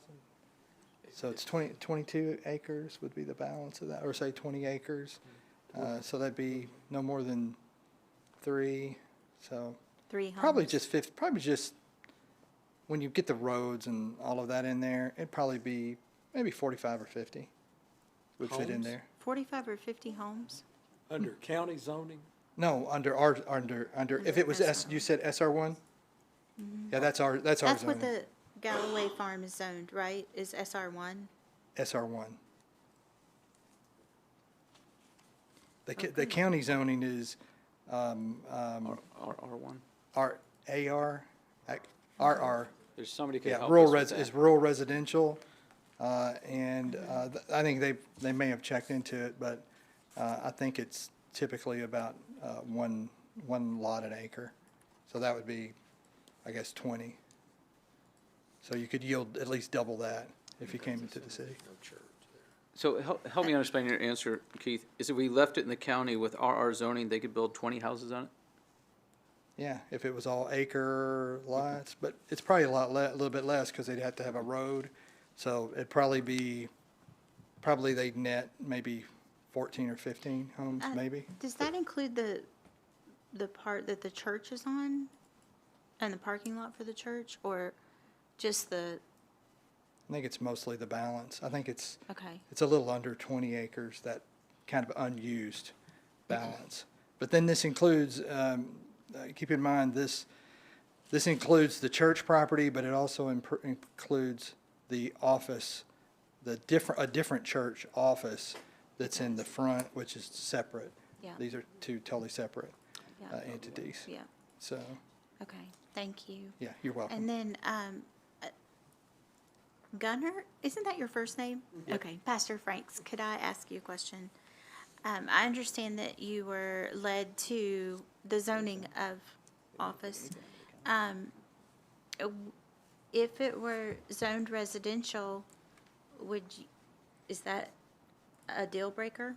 I mean, does that make this, and maybe you can't, Yeah, I don't know if I have the speak to authority to that speak without on that. talking to your board, Yeah. but, Yeah, we just had no desire to do residential based on the recommendation with the planning commission because everybody in Hendersonville is concerned with the overbuilding of homes. And so we felt like this was the best use of the land to help meet that need and help kind of curve and correct that. And so we felt like this would be the low density of office commercial use. thank you. Yeah. I completely understand where you're coming from. I just want to, I appreciate your time. I just want to reiterate that Windcrest is, and they're really special part of the ward because of their geography. And there's other things. They have this tumultuous history with the city. It's been rough. Things like nobody even could understand who owned the marquee sign to their neighborhood, who was supposed to maintain it, back and forth and back and forth. Oh, we've had a time.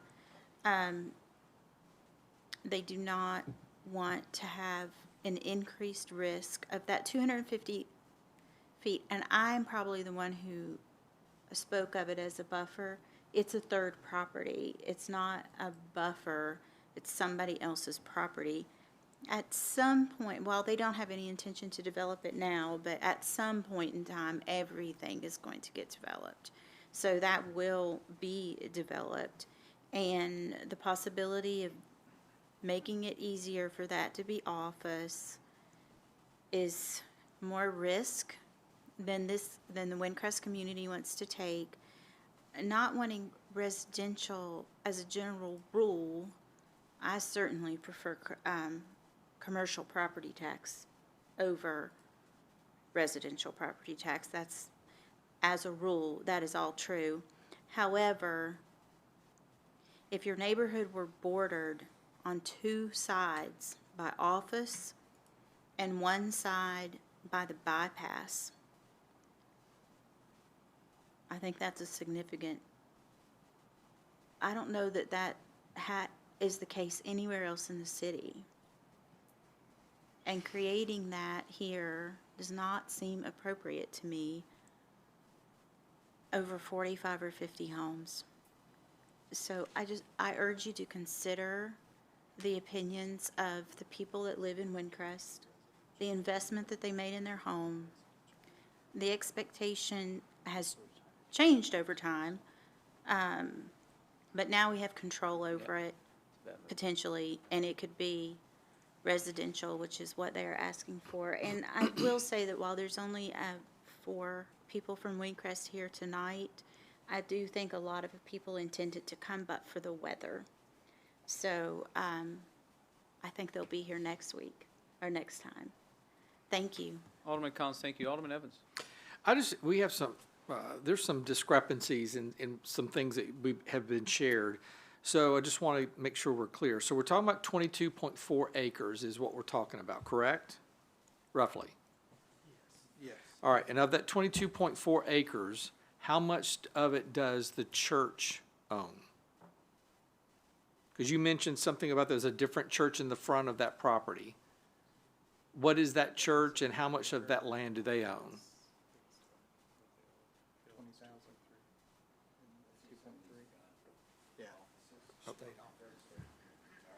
That's all right. Yeah, I believe, and the church can tell me if it's different, but I believe that front portion, I believe that is maybe a little less than 2 acres, maybe a little over, but I think a little bit less than 2. And then the balance of it, that the church that's here this evening is about 22. The 22.4 is the part that's in blue. It does not include the front property. No, it does include it, yeah. So the 22.38 is everything. We're talking about two different things. So the blue area includes 22.4, and there is a church to the left of that that is not included in the 22.4, I believe. No, I think that's all included in the total of both properties. Both properties are Okay, so 22.38. you can see my concern. Yes, We I don't, can. so we don't have a consensus about what we're even talking about here. Because part of what my concern is that we were talking about, I don't even know how much acreage we're talking about. We've got another church that's here. And what I want to ask about the church that Cornerstone owns, what's the square footage of the church and then, and is it church and then I guess educational classrooms and that kind of thing? How, is it 10,000 square feet? I'm sorry? Hold on, Gunnar, do you want to try that one? Somebody needs to know that. It's somewhere in that ballpark. Okay. And then that's not a church, that's actually an office space next to us. That's the Assemblies of God. Okay. Yep. But still need to have that question answered, Director Free, as far as whether that's included in the 22.4. So the reason I'm asking these questions, Director Free, is because you're talking about if it stays as residential, you could build 20 or whatever homes, how many ever homes you're Right. talking about. Right. But that's assuming that the church doesn't have a presence there. That's because they correct. have to have the church property, they have to have Yes. parking and all that, so. If the church in the back, so the front is roughly about 1.9, and then the balance of the 22.38 is this church property, the big square-ish. So 20 acres. Yeah, 20 acres. Okay. And then that 20 acres, if it was zoned SR1 and brought into the city and zoned SR1, and you got rid of the church and you just developed it all residentially, you could do around 40 homes, maybe Okay. about 43. Okay, well, is what it would be. that's clear. We didn't make that very clear. Okay. So that would mean if you were gonna have it residential, then the church would not exist there any longer. Well, To have the yeah. 45 homes. Yeah, if you kept the church, then you can look at it, and if you just took 10 acres, then it'd just be half that. So it'd be maybe 22 homes, Okay. roughly, if you kept the church. Okay, that's why I If was that trying. makes sense. Yeah, I was trying to Yeah. get that clear because it Yeah. was, the numbers weren't Right. meshing with me. Okay. So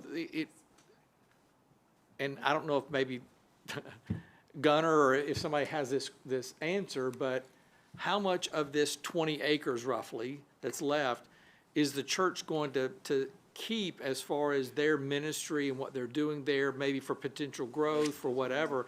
How much of it are they keeping? And then how much of those 20 acres are you potentially thinking that you're going to sell for office space? If we were to parcel some off, it would only be somewhere around 15 of the acres. So 15 of 20. Yeah.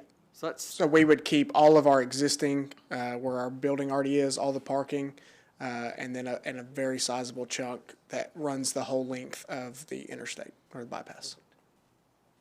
so so we're talking about 15.4 acres here, then is what you're thinking you want to sell off is for office? Yes, you can see the fence line right there, Yeah, and if yeah. you trace that fence line all the way to the end of our property, that's what we would keep to protect the bypass, anything getting built against that. I'm sorry? Then that would be 32 homes on that side. So here's my, I had no problem with the rezoning, with the annexation of this. My problem all along has been the rezoning. I just didn't see the need in that. And this is, in my mind, and I'm sorry to say this just makes it worse for me, is because you're talking about 75% of your property you want to sell off to, as an office, and and because we don't know what that could be, what that would do to that area, that's where I have a concern, and so I'm not gonna support this, sorry. Alderman Evans, thank you. Keith? Yes. They could sell off that property right now and under county zoning, is that correct? That's correct. Thank you. And Mayor, I did have an answer to Oh, okay, super. to Alderman Sassy's question earlier. So on the question about the schools, so like elementary and high school is allowed, but only under a conditional use permit. but a vocational school or a college or something like that, that is a permitted use, so, on the answer to that question. Thank you. I appreciate that. Any other questions, any other discussions? Keith, help us with the process here, please. So if we pass this on first reading, 2 weeks from now, we have the annexation ordinance. Is that correct? Correct. You'll have the annexation ordinance, and then right after that, you'll have the second reading of this rezoning. If this rezoning failed this evening, then the whole thing just stops. Okay. So then, you've approved the plan of services, but you haven't taken action, to annex the property. And if the rezoning does not pass, then that just stops the whole thing. We have to pass the plan of services, we have to pass the rezoning, and we have to pass the ordinance to annex all of them for it to actually take effect. Is that That's correct, and which would happen at the next meeting if it made it through this meeting. Gotcha. Okay. Jason, ready for us? Oh, I'm sorry, Alderman Bergdorf. Thank you. My question stems to the what-ifs. If this ordinance, if the petitioner would like to pull the ordinance tonight and revisit that with planning, is that something they could do? No? Who are you asking? Anyone, the mayor? Well, technically, they don't, I mean, it's our motion, it's not their motion. Yes, okay, thank you. So, yeah. Mayor Cleary. Yeah, thank you. Okay, thank you. That was all. I was wondering if there was another classification that might suit our needs and their needs better. But I think that's all I wanted to propose. Thank you. Okay, thank you, Alderman Bergdorf. Jason, ready for us? So we're voting on item 5, and it's ordinance 2026-06. This is to rezone 22.38 acres from, really it's to zone, because if we annex it, it doesn't have a city zoning designation. If we choose not to annex it 2 weeks from now, then it stays in the county with the current zoning that it has. We can't bring it in, we can't annex it without placing a zoning designation. All of our property in the city of Hendersonville has zoning. So we have to put a zoning designation on there. So press the green button if you're in favor of ordinance 2026-06. Press the red one if you're opposed.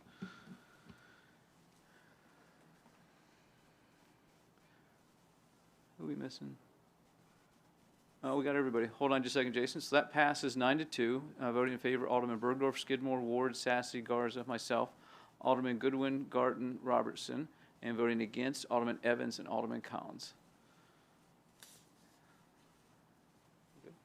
Okay, thank you, Jason. So next item we have is ordinance, and this will come up, Keith, am I correct? This will come up in 2 weeks with the annexation ordinance. It'll be in a month from now. Okay, so we'll pass, if we pass first reading in 2 weeks of the annexation ordinance, then we have both of these 4 weeks from now. No, this is the way this works. The way this works is the plan of services that you did this evening. Mm-hmm. That's step 1 of the annexation. Step 2 is the meeting a month from now. Okay. To approve the annexation and then the rezoning. So we don't deal with any of these 2 weeks from now? No. Okay, appreciate that. I think it's May the 26th. Does that sound right? That sounds right. I think it Okay. is. Okay, you all are welcome to contact the city hall. Alderman Evans, does that make sense?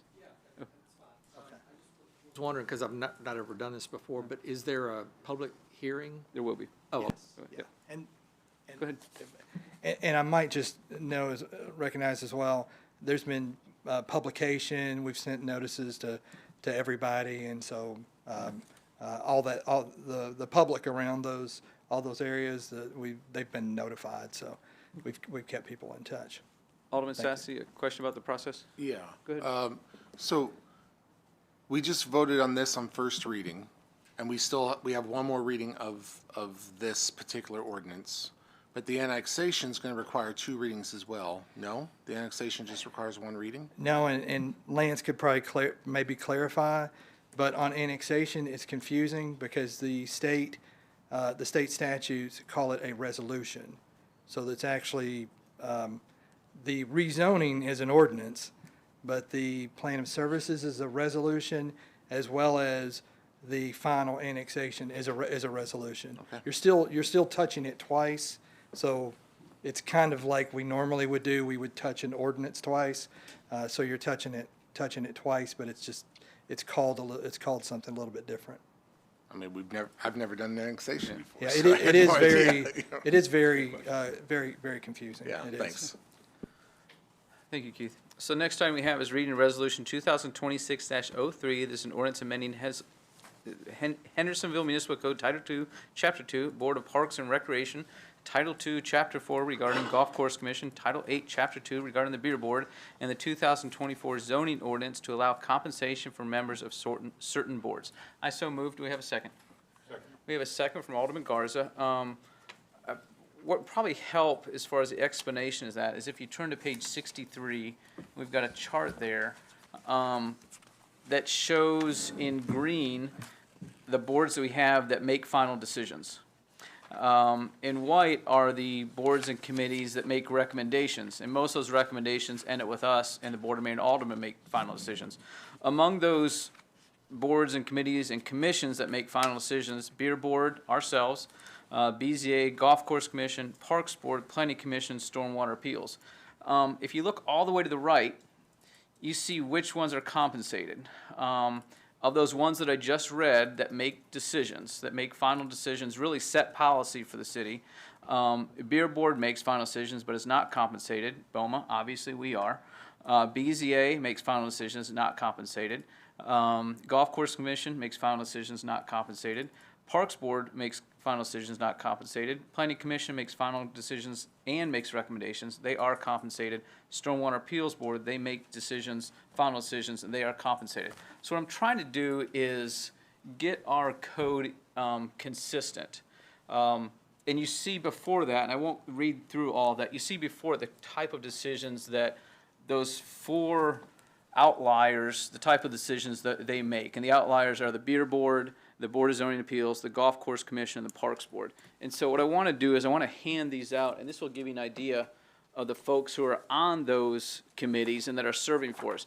And believe me, these folks did not come forward and ask to be compensated. I want consistency in the way that we treat our board members right now, and I also want to raise the expectations, especially with training, and I'll get to that in just a second. Searching C is the Parks Board members, Jeremiah Bennett, Thomas Golden, Milan Hellman, Ken Hessen, Bob Montoya, Bubba Perry, Mike Pike, Jimmy Head, Joe Rathert. The Beer Board currently is Michael Krasnow, Larry Farina, Rick Fox, Andrew Kesmerick, Timothy Mannion, Dave Mooney, David Pigna. Current Golf Course Commission is Danny Bell, Todd Burnham, Chris Fairman, Rob Planger, and Corey Langford. And the current Municipal Board of Zoning Appeals is Don Ames, Brian Ray, Dale Duell, Tyrone J., and Nick Ivey. I am not asking us to appropriate money to pay them. I'm just trying to get our code consistent so that all the committees and commissions that make decisions on our behalf, that they can be paid. We talked a little bit last night as far as the budget. That's what it would take for us to actually decide to pay them. I'm hoping to get our code consistent so that the committees, commissions, boards that make final decisions, that they can be paid. I'm not sure what I'm going to do with that. Obviously, those of you who were here last night, you saw how tight things are. Coming up with what the right amount of compensation would really depend on how much training I feel like they should have. And I'll tell you, especially with the Board of Zoning Appeals and Beer Board, there are a lot of legalities that go into what they're doing on our behalf, and I think they should be trained more. It's hard to force a volunteer to go through 4 or 8 hours of training when we're also forcing them to come on a volunteer basis to City Hall, typically once a month. Same thing with Parks Board. And to me, same thing with Golf Course Commission. There's one other thing I was going to mention to you. If I come forward with a request in the budget to pay them, I will also bring at that time what I expect the training to be. It's hard for me to just say that these folks should be paid for a decision that they're making if they haven't been trained to make those decisions. And so you'll hear more about that then. Again, this is not appropriating any money. This is just bringing our code into consistency. Alderman Sassy. Thank you, Mayor. I have a question for you, if that's okay. Sure. So last night during our workshop, it was proposed during, on one of the slides, there was actually a line item showing that if approved, that it would cost $17,000 for this, for 6 months. So why would that be presented to us if there wasn't the intention to immediately start paying these boards? Well, it was presented to you because I wanted to be upfront, and you notice on the top of that page, it said other possible expenses. So it wasn't presented as something that was in the budget, nor were the other two items on that sheet. Okay, I appreciate that. Okay. Thank you very much. Okay.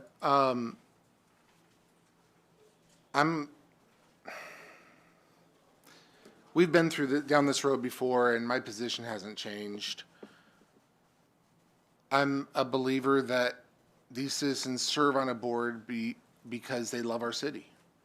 And they're volunteering for our city. If you start paying them, they no longer become volunteers. And then there is a financial component that could be used potentially against them. I'm not saying that this mayor's administration or this BOMA would do that, but it could happen in future administration as well.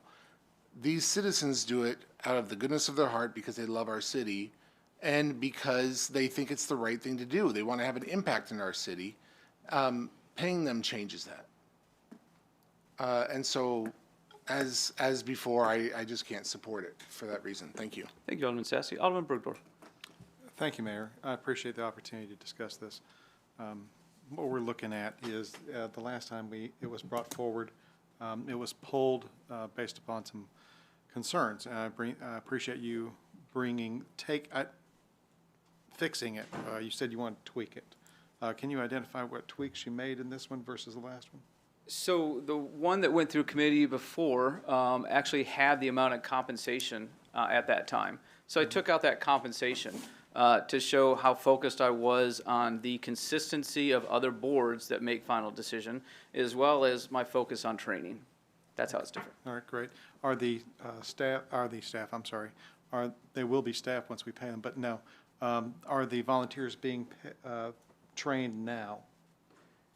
Some of them are. Receiving training? Yeah, some of them are.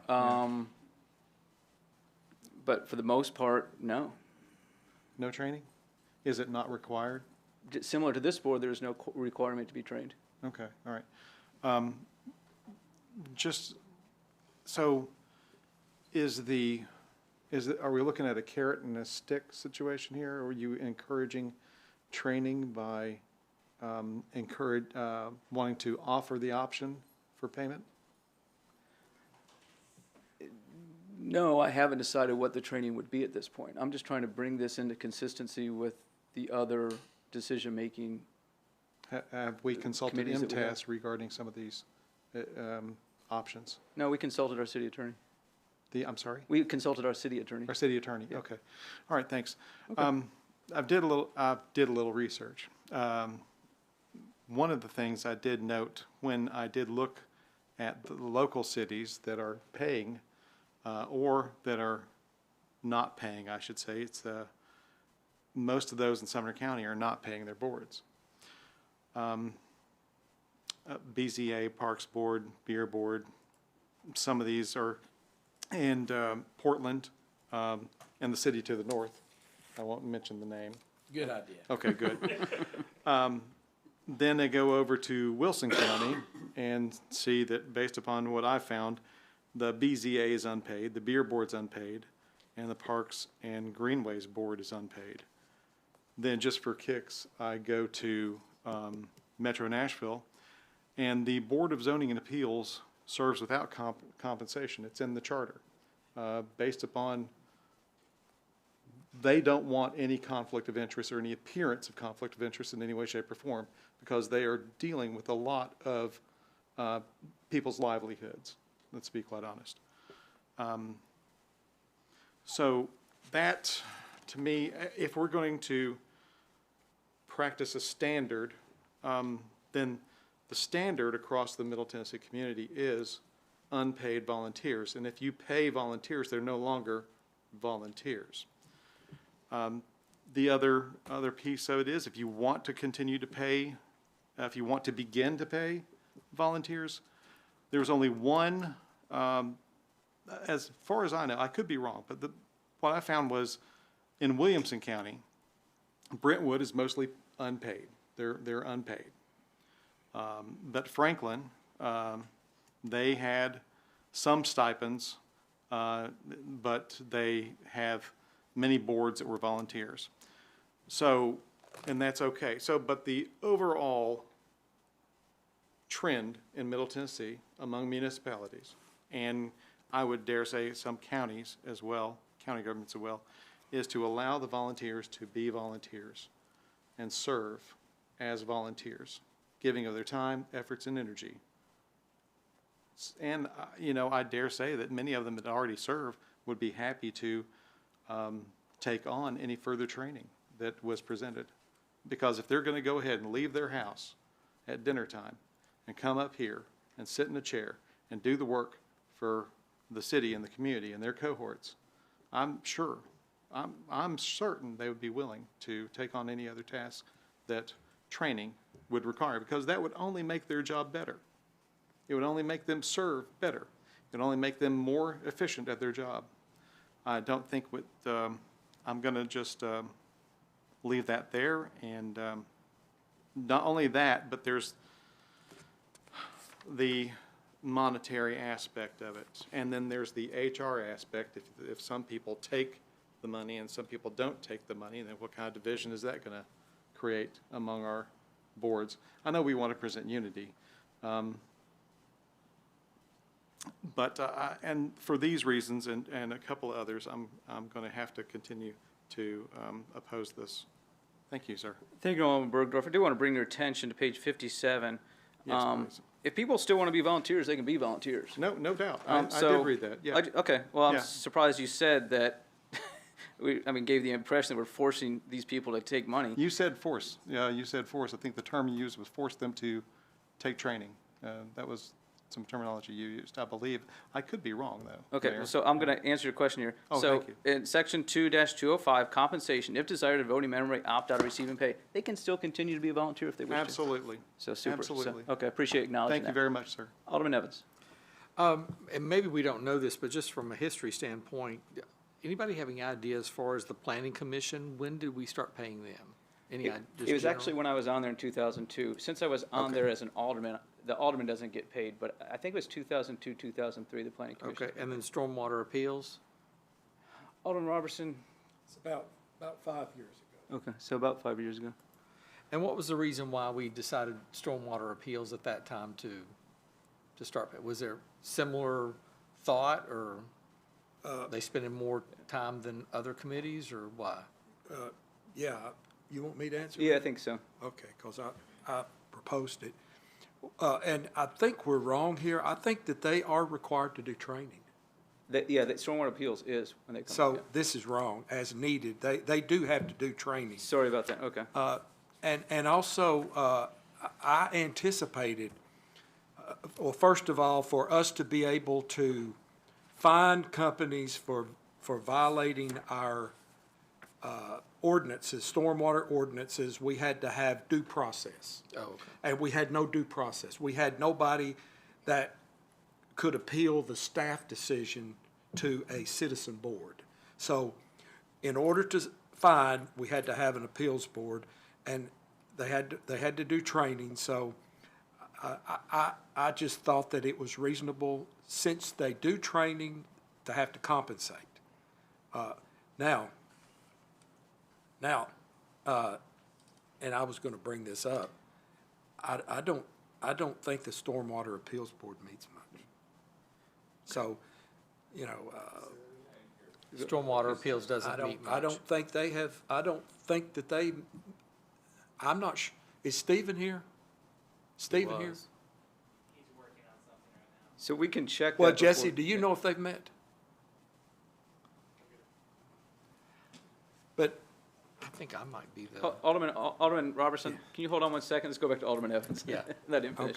Okay. I think I might even be the staff liaison on that, so the answer would be no. Nobody's appealed.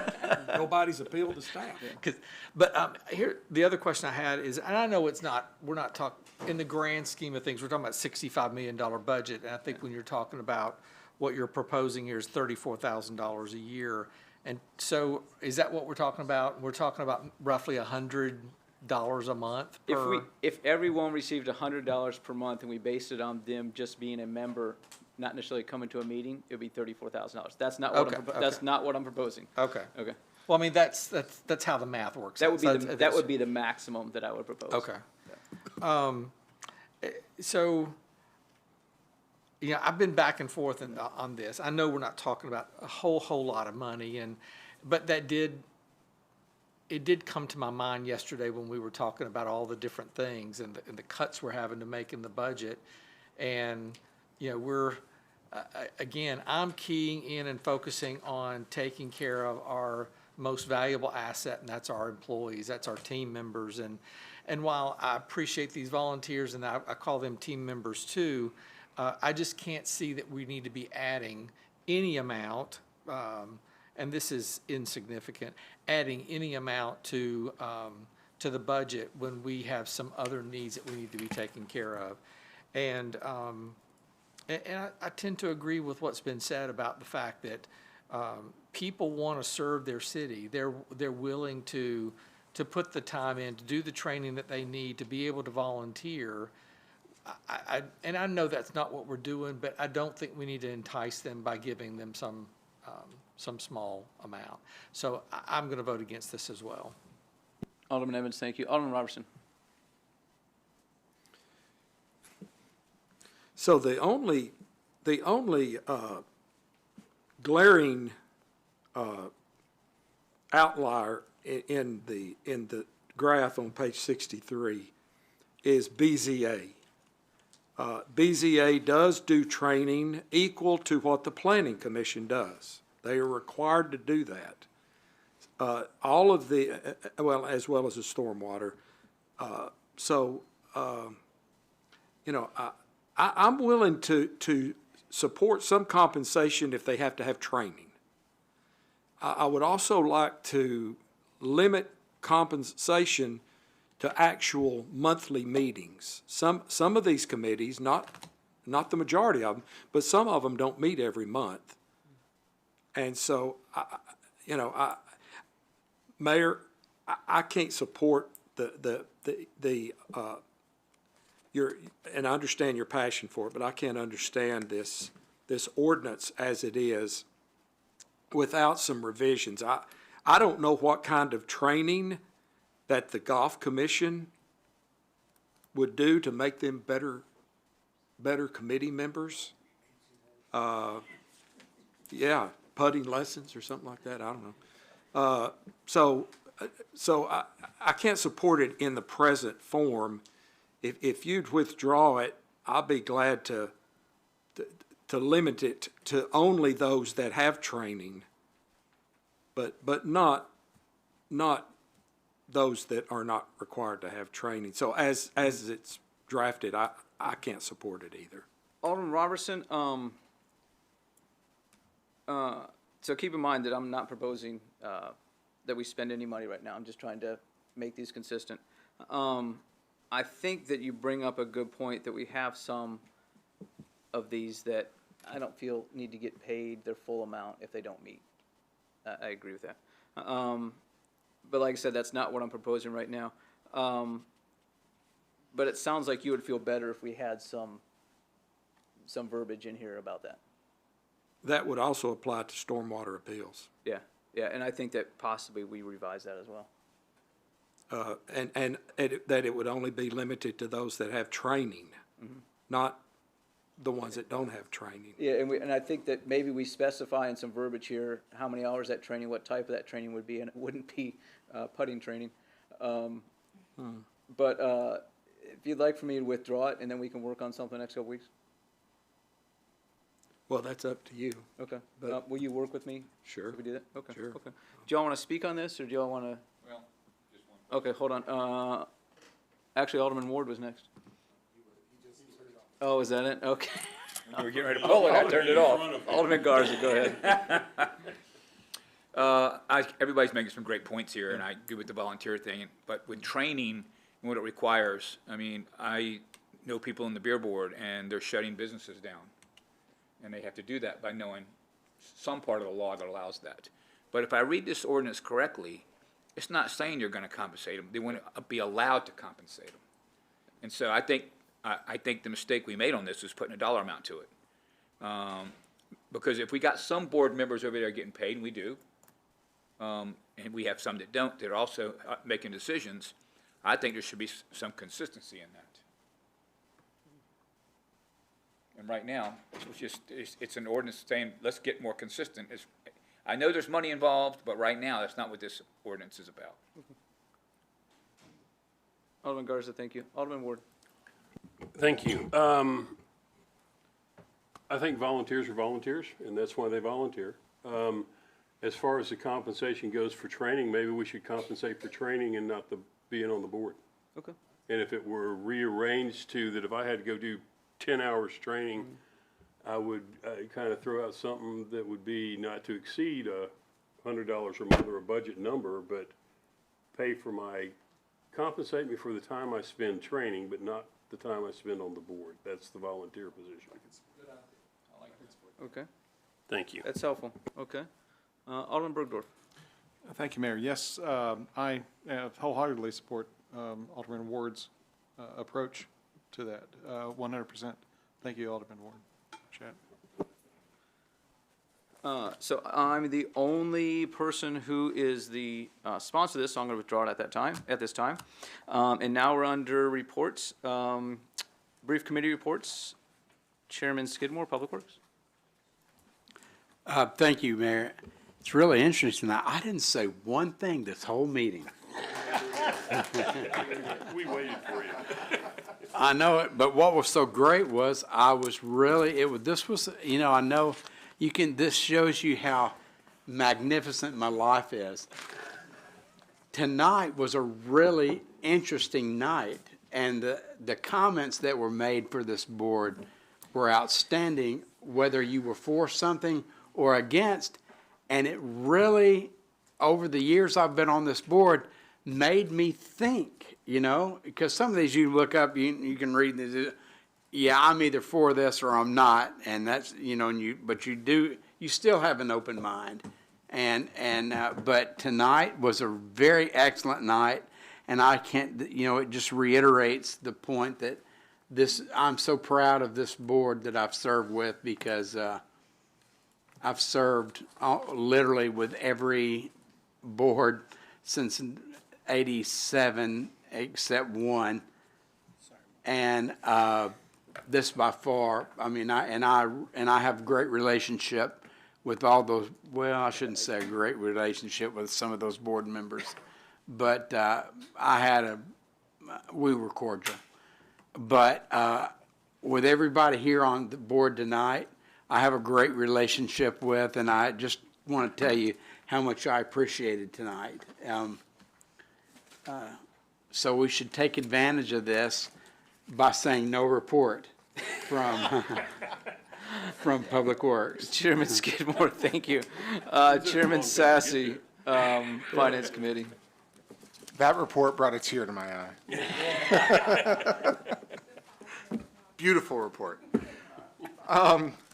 Yeah, we had a great report, or great meeting today. The bulk of it was discussing the AFT, the facilities tax from the county. So we were discussing a recent letter we received from the county. Watch the video if you're interested. And we had good news across the board financially. Our sales tax last month was up by $100,000 over last year.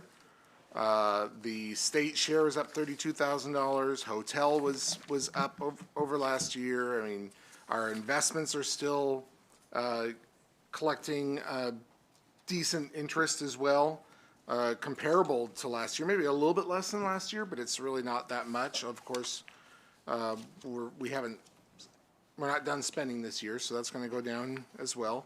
But overall, just a great report, and I want to tell you that our city, even though our budget it's tight, and we're trying to, we're working hard to pinch those pennies and do what we can for our staff while still maintaining the services that our residents expect. Your city is in a healthy financial position, and so I'm happy to hear that, and I'll do everything I can as your chair to maintain that. Thank you. Chairman Sassy, thank you. Next, we have our BOMA report from our COO, almost 5 years COO, Jesse Eckenroth. Thank you. Thank you, everyone, for the card. And I guess for the Bless My Heart book I got as well, too. I'm not sure about that. Thank you, Casey, for organizing a lot of that. And BOMA members, thank you for your input last night at the budget workshop. I know it's not maybe the highlight of your week to be at back-to-back meetings late at night, but thank you. It was helpful. I'm not going to go into a lot of detail with the report since it's the same report that we did at the last BOMA meeting. A couple things I will highlight. If you go to page 73 of the report, if you look at stormwater projects, we're almost to our goal for the year. Paving and lane miles, we're about halfway there, but we've been paving. We've been doing a lot of paving lately. The weather's been great. Saunders Ferry Road was paved today. It will probably be wrapped up this week, so that's great. So we will see this graph on page 73, this paving and lane miles. We'll really see a good jump in that next report, so just be on the lookout for that. We did collect our first impact fee. I think I mentioned that last night, but the city has collected its first residential impact fee for a new construction home. And we will be starting city court here at City Hall. So city court's going to start meeting here. We're going to do a pilot 6 month to see how it works out with parking in the parking lot. And if it works out okay, we might permanently implement city court here at City Hall. So May 5th will be the first time that'll be the start of our 6 month pilot for doing city court here at City Hall. And then a couple of events I wanted to highlight was that we have the Arts Festival that's coming up. That's going to be next weekend. So that's going to be at Saunders Ferry Park. And then kind of a lookout, which we will have it in the report next report that comes to you.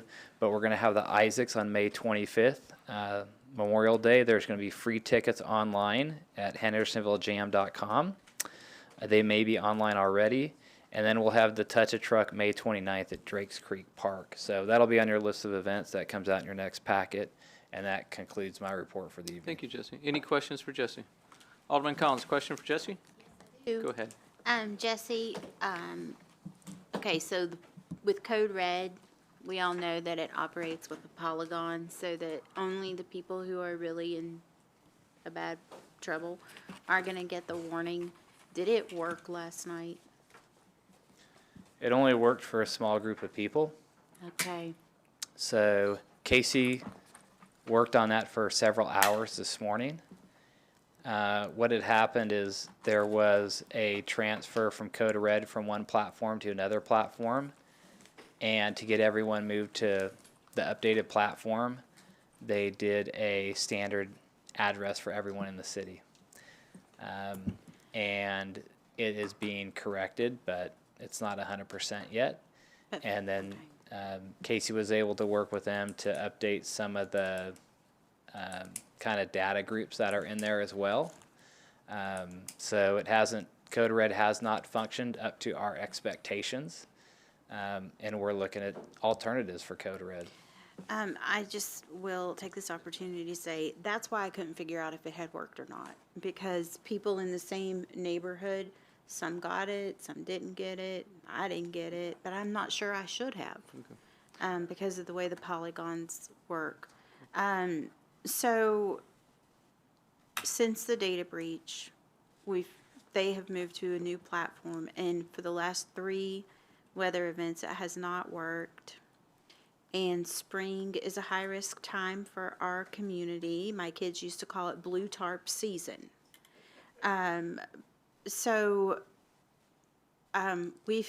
met and talked about this, and I just want to publicly encourage you to move to Civic Plus and bring that in-house to so that we control. Hey, Alderman Collins, this is an opportunity to ask Jesse some questions. If it's Okay. something that needs to go to committee or something that's really outside the agenda, which at this point it sort of is, we would need to amend the agenda with a 2/3 vote. Do you want to make that motion? Make a motion. Yes. I'll second. Okay, so we have a motion and a second to add a discussion about Code Red. Is that properly describe what you want to discuss? Yes. Okay, so we have a motion and a second motion from Alderman Collins and and a second from Alderman Robertson. We need 8 in favor. All those in favor, please say aye. Aye. Those opposed, please say no. Okay, that passed unanimously. Alderman Collins, go ahead. So it's important that we be able to warn people when we're having severe weather. We're in the season for it. I know we're not going to be able to move to the platform that Civic Plus, that does our website, before summer, say, for example, during this storm season. But we do have storms year-round. And the bottom line for me is we cannot tell people we don't have tornado sirens because they're not as effective as Code Red, while simultaneously not using Code Red, which we're paying for. So let's get a program in-house that we have control of and responsibility for. So the accountability is with us, and we can control it, and let's just do it. There's only one way we regret that decision, and that could be a really big regret. Thank you, Alderman Collins. Anything else? Okay. So I want to let people know something here. Repeatedly before our meetings, typically a day before our meetings, I ask anybody who has a question for our staff to let the staff know what those questions are. I don't want our staff to be caught without the opportunity to prepare to answer questions. We had a time when we had some aldermen that would play gotcha with the staff. That is completely unfair. I think questions like this should have been presented ahead of time so they could be prepared. Jamie. And I think that it should have been added to the agenda when we set the agenda earlier. Please don't get the impression that our staff is not doing everything they can in this situation. I'll be very clear. This is the county's fault. Absolutely. Very clear. Our staff has done everything they can, and we don't own the license to it, so we are at the mercy of the county. We have tried several times to have meetings with folks in the county. I think that needs to be said. We are looking at what we can do to pull that out from under them. Without the staff that we have, this would be a much, much worse situation, much worse. And I think that we can have a more robust discussion about this in a public safety committee. And I think that our staff can be more prepared to discuss that at this time. Does anybody else have anything else on this topic? Yes. Alderman Robertson, go ahead. And I would just recommend that the Public Safety Committee look into this and take it up on their next agenda and do the legwork and bring back a recommendation. And Alderman Collins can go to Public Safety and she evidently has researched this and has some good information about it. So if the chairman of Public Safety would agree, I think that's the proper way to address this. Appreciate that. Thank you, Alderman Robertson. Alderman Sassy, on this topic? No. Okay. Anybody else on the discussion of Code Red? Alderman Garza. Yeah, it was last night, right? I think that's what the question was. But we have had, with other storm events, now 3, that we would have preferred more warning had gone out, and it didn't. Right, I was really referring to that. I don't think she could have brought it to the agenda since it happened last night. I get that. We could have amended, as I said, we could have amended the agenda earlier. So, yeah, okay. Any other discussion on this? Okay, Alderman Collins, go ahead. I just want to state that I did communicate with Jesse that I would have questions about this. We've met about it. I am not saying that our staff did anything wrong. I'm saying we need to gain more control over this. I appreciate that. Thank you. Alderman Sassy, did you have a question for Jesse on his report? Okay, go ahead. Yeah, thank you. First of all, just want to say thank you, Alderman Collins. Thank you, Mayor Clary. That was actually, I think, a very worthwhile conversation. I got a lot out of it, so I'm looking forward to seeing this progress and learning more about it and seeing what we can do. Because I agree with you. It's failed too many times. I'm sorry. I'm not. I'm going back to our topic. I didn't have anything to say about it. Jesse, I noticed on the very last page, it says we have 4 vacancies in fire, none in training. What's the story behind that? Do we have any information? Yeah, Chief Edwards is actually considering doing another in-house training. It's a considerable amount of resources for them to do a training. So if they have 1 or 2 or 3 vacancies, they're not going to pull a training together. They want to get a group of 4, 5, 6 together. So they did try some external recruitments, which haven't really panned out real well. But they're thinking about putting another in-house recruitment class together to get those 4 vacancies filled. So we should probably see something on that coming pretty soon. The preference from the group is definitely to do the in-house training over the state academy, since they get trained so much better. It's quicker. And when they go to the state academy and then they come back, we have to train them anyway to our methods. So it's a bit of work on staff. So they try to, create some efficiency and not just do 1, 2, or 3 at a time, but get a group of ideally 5. Is there, and this may be a bigger conversation we need to have, but is there a way that we have potential firefighters in the wings? We have younger individuals who have expressed interest and have taken the exams that are necessary, and we find them as a fit, and then they're just in a hold. Basically, we put them on hold until we have positions open up, or we can do an in-house training, and then we do that every time. Once we have so many positions available, or we have some lower end firefighter positions who we're mentoring to get up into a true firefighter position.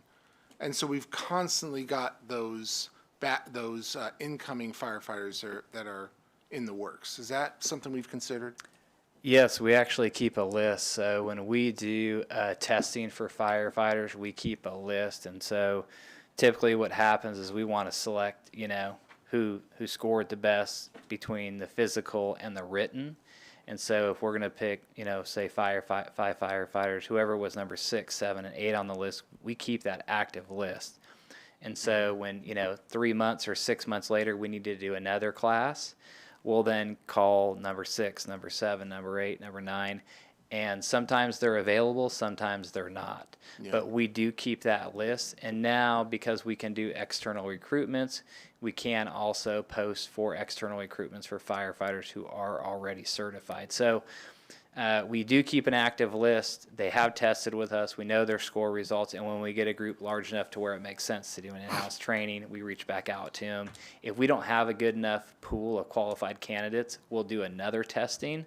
But it's our hope that our list that we keep of all the qualified candidates is adequate for our next round of hires. What if we had some sort of element, though, of like they could volunteer while being mentored, where they came in once a week or once every other week, and were kind of being trained as a volunteer within the fire department. So when that position did become available, they had a little bit of experience going into it and going into the training. So are we capable of doing that, or does state law allow that? I can look into it. Yeah. I mean, we can look into that. We do keep an active list, so we can, I don't know how readily people are going to volunteer and for how long, but I'll ask Chief about it, and I can. Yeah. That's how they used to do it in Seattle, where I'm from.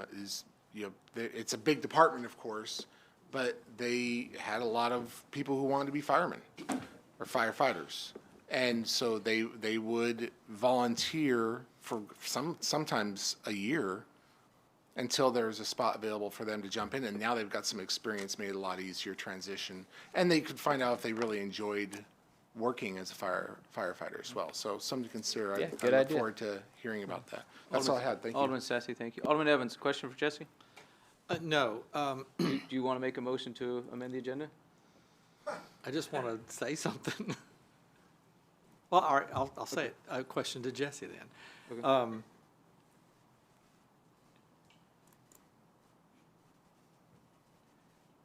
Well, I'll say it this way.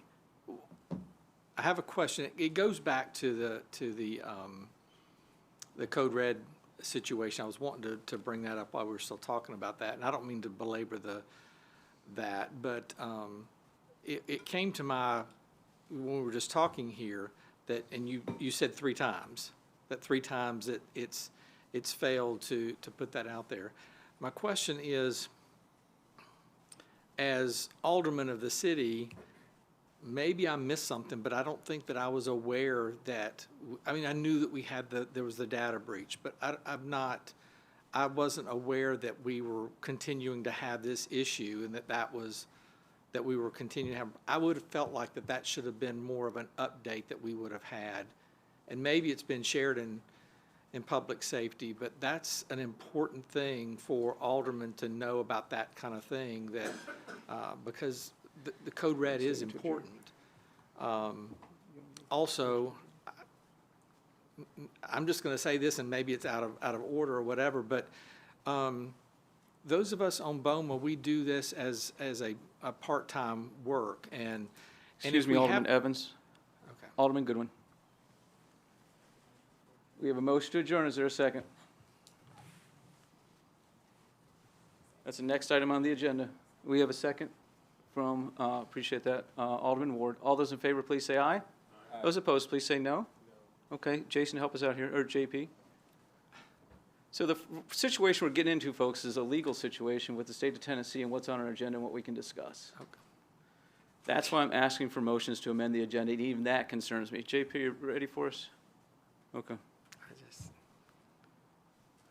You made your point. That's fine.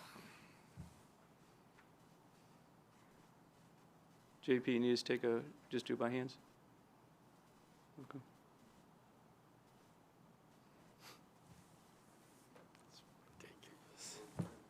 You could?